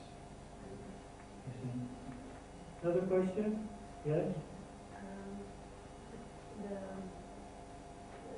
The fear or the anger transfers first to my chest and not in my head. Yes. So what do I do now? You tap for what you're feeling in your head. You have pain in your head? Yes. Yeah. You tap for the head pain. Right. Yeah. Another question? Yes. My question is not like making belief that we're free of that. It's not like masking this No, feeling. don't do that. We don't, we No, I'm want saying you, this technique. Yeah, It's no, like it's not masking, no. It's correcting the energy field. We want you to try to feel as badly as you can. That our desire is for you to try to feel as badly as you can, because we want you to get in touch with that energy field. In fact, one of the mistakes that I was making when I began to use this technique is that because I had trained myself for 34 years to change my thoughts to positive ones, I was interfering with the technique by intellectually trying to introduce into my mind a positive perception of this reality. And that is not what this technique is about. Because then what you are doing then is you are bringing in a second thought field. And you're not accessing the thought field of the fear or the anger. You're trying to cover it up. That's when we're covering it up. In this technique, we do the opposite. We want you to be as focused as you can on the negativity and to tap on it until it dissolves so that the natural positive nature which is in us, our natural logic and our natural faith come to the surface. And I see this over and over again when I'm looking at people. So it's not masking. No. Yes? Is there, plus, in addition to the energy flow, placebo effect on this technique? We have not found that there is any placebo effect. It works on animals and it works on infants, which remove the possibility of placebo because they don't have the ability to think that it's working. So why people increasing 1% and others 50%? It depends on the complexity of the problem and the degree of the psychological reversal and the possibility of toxin. It has nothing to do with how much you believe in. If a problem has many roots and many aspects which are creating it, then it will take long. There was another question? Confusion happens. Confusion happens. Sometimes what you're focusing on is negatively, or sometimes what you're tapping are other definitions or other. What If other thoughts, sometimes thoughts may come which explain the problem. And we may, if they're unrelated thoughts. It changes with the platform, the speech clear from Yeah, that. no problem. That to me is a process of healing. Just follow that. As long as it's in some way related. Just follow and go with it. Practically, it happens when you're tapping. Look, you could possibly change in midstream, but you could finish that round on that and then go on to the other in the next round. But there's no laws here. Find your own way. Okay, any other questions? Yes. Good, yes.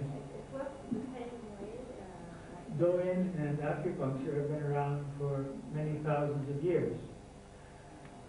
What we're doing here is the difference is that we are focusing on a specific thought field while we are tapping. And we are removing the psychological reversal by these other techniques. So we are combining two sciences here. Okay, the science of psychology, and that's why it's called energy psychology. It's a whole new field in the science of acupuncture. So if you did Doing at the time that you were focusing on the thought field, you would have a similar result as long as you stimulated the energy flow in all 12 of these meridians. What we are doing is we are tapping specifically on the beginning or end points of these meridians, so as to stimulate the flow. When you're doing Doing, you're tapping in lots of places, and definitely it will give you some kind of result. But you should be sure that you get these points. Excuse me, how accurate do you have to be on points? If you're tapping with two fingers, you'll get them. Because the two fingers more than covers the space. The sore spot, you just measure from here, 5 centimeters down and 5 centimeters up. Okay. You can even put your hand there, it's about like one hand width. That's another way of looking at it. Okay. Whereas the collarbone point is higher and closer to the sternum. Any other questions? Okay, I'd like you to do on this emotion 2 more rounds by yourself. I want you to internalize it. And I will walk around seeing if there are you're making any mistakes or anything. I would like you to have your eyes closed as much as possible, focusing on the stimulus and going through the process and learn to do it by yourself. You have a question? This moment, I bet as if my breath was getting tight? Yes. Yeah. If it's getting tight, it's because you're coming in contact with the emotion and it's manifesting there. You could change and work on, even though my breath is restricted, I deeply and profoundly love myself, and I want to be free from this restricted breath. So you could just move to that, if that's the most intense phenomenon that you have at this moment. During the same round, or? No, the next round. Or, yeah. Okay. Just a quick question. If you have a fear and it's gone, does it come back later on? Or how Our experience is, in most cases, it does not come back. It could come back for those 3 reasons that I mentioned earlier, that there is a new psychological reversal, there is another aspect that I haven't healed, or energy toxin. In which case, I'll have to see which of those 3 is the problem and work on it. Okay, I'd like you to do 2 full rounds by yourself, and I will come around and check you.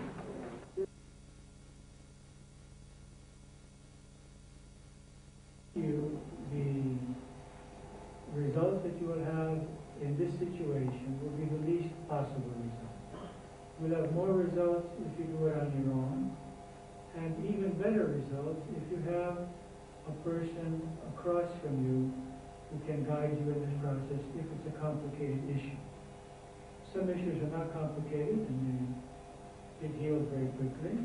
Others are complicated and you need someone to help you, not to do the technique, but to see what issue you need to tap on, because you're not able to understand exactly what the issue is, the issue behind the issue. Questions that you have about this? Yes. On the collarbone, you do it on both sides? I forgot.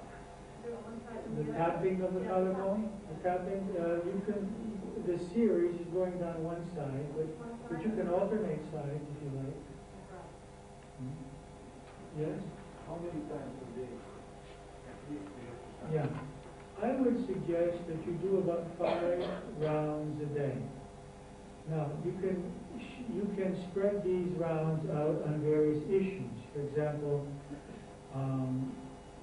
some of the rounds can be on physical or emotional issues which are of the present day. That is, something that happened yesterday which is bothering you, something that you have to do in the evening that you have anxiety about. You can tap on the issues of daily living.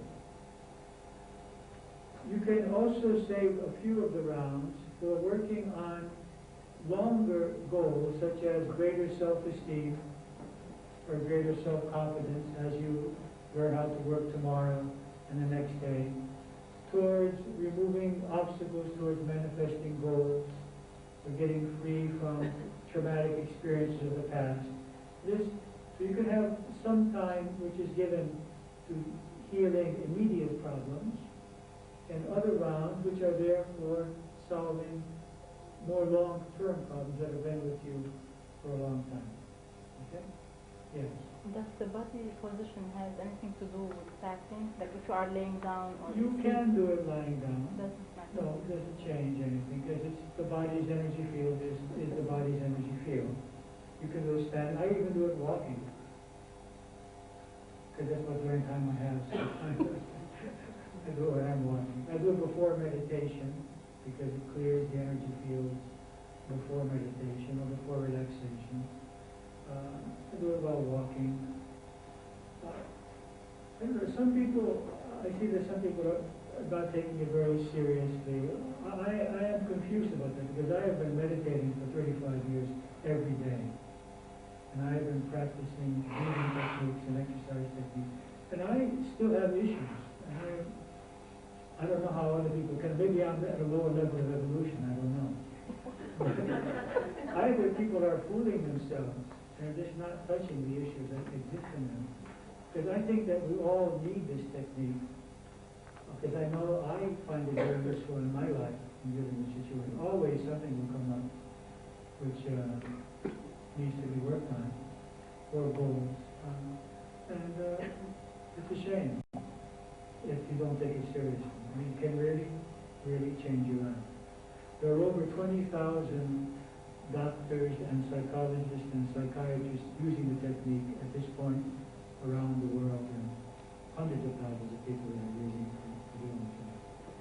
Yes? When you talk about the aspect of secondary, how do you get to that? I mean, when we are Yeah.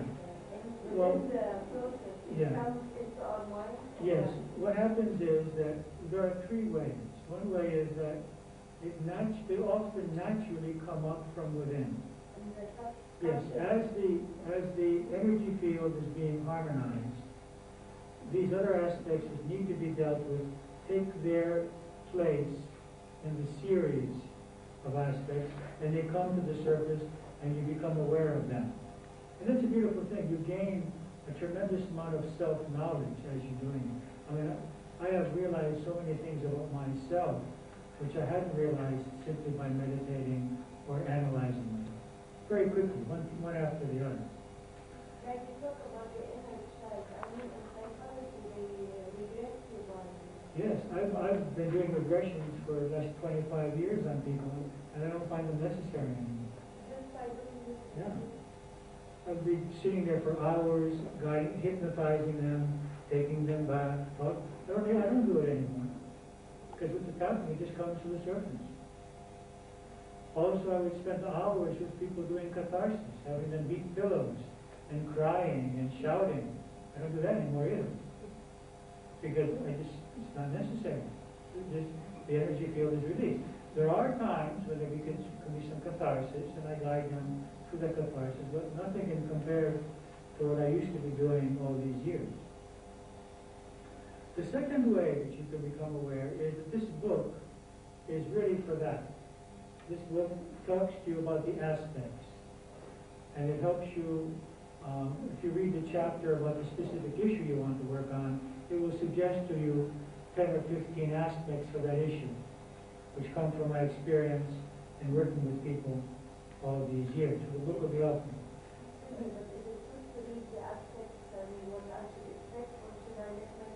That's a good question. I would suggest that you don't read the aspects first, that you find your own, but then I would suggest that you look at it, maybe you find something that you didn't work on. Yeah. It's good to have it as backup. And the third way is to have a trained psychologist, but also perhaps trained in this technique, or someone trained in this technique, or a psychologist, to help you understand whatever aspects may be there. I'm sure that there are psychiatrists in Lebanon that can help you.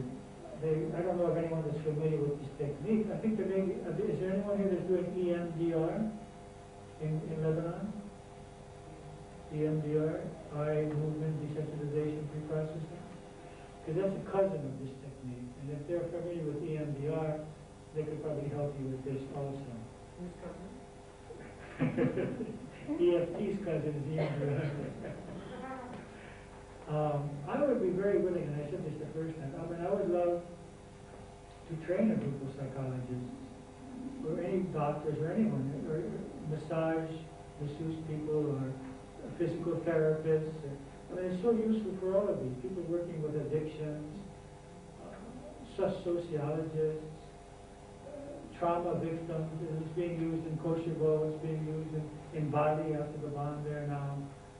Wherever there are trauma victims, people go and they start employing the technique on them, both EMDR and EFT. There's no reason to suffer anymore. Years ago, I used to say with people, have patience. No, I don't say that anymore. I said, but you don't have to live with this, I say. You can get free from this quickly by doing this thing. But you have to do it. Most of the people I asked, if they're doing it after the lesson, they're not doing it. What do I have to do about that? So you might want to work on the obstacles towards doing it. That would be one way of working. Any other questions that you have? Yes. Do you know if anybody has healed him or herself from cancer or something like that? Yes. If you look at the website, the www.emofree.com, which is on most of the papers that you have, there are a number of cases of all kinds of illnesses, including cancer, including schizophrenia and various problems. It doesn't mean that all will be healed. Okay? It all depends on the degree that the problem is a function of energy and emotion disturbance. To that degree, it can be healed. If it's another cause, it won't be healed. I read in one article regarding cancer. It's like self-inflicted. Most illnesses are self-inflicted. And to the degree that it's not a function of something else, it can be helped. Also, I think a beautiful thing, one of the, you'll see on the site also, it's very useful for helping people that are ready to die. Because you can remove their anxiety about that. You can help them with the pain of the physical body. And they can make that transformation from the physical to spiritual much more relaxed way. Is there a way of releasing their bitterness? Because some elderly people, sometimes you can see in them, they are not ready to die because they haven't resolved all their problems. Definitely. And they have this bitter sense toward their life experience. Yes, bitterness is an emotion. Yeah. Even though I have this bitterness about that or the other, I deeply define my love myself. I choose to be free from this bitterness. Of course, there will be a lot of psychological reversal there because they're holding on to the bitterness. It's a huge package behind. Because, but they can be healed as long as they're willing. Any other questions that you have? Okay, so you have understood the basics of the technique, but there are many, many details that we'll be going over tomorrow and Friday and Saturday and Sunday about it. There's much that you can learn about employing it. We will also do some examples. You learn a lot about seeing examples. I encourage you to come and to be together and work on it. Are there any questions? Okay, you have a nice evening. Thank you.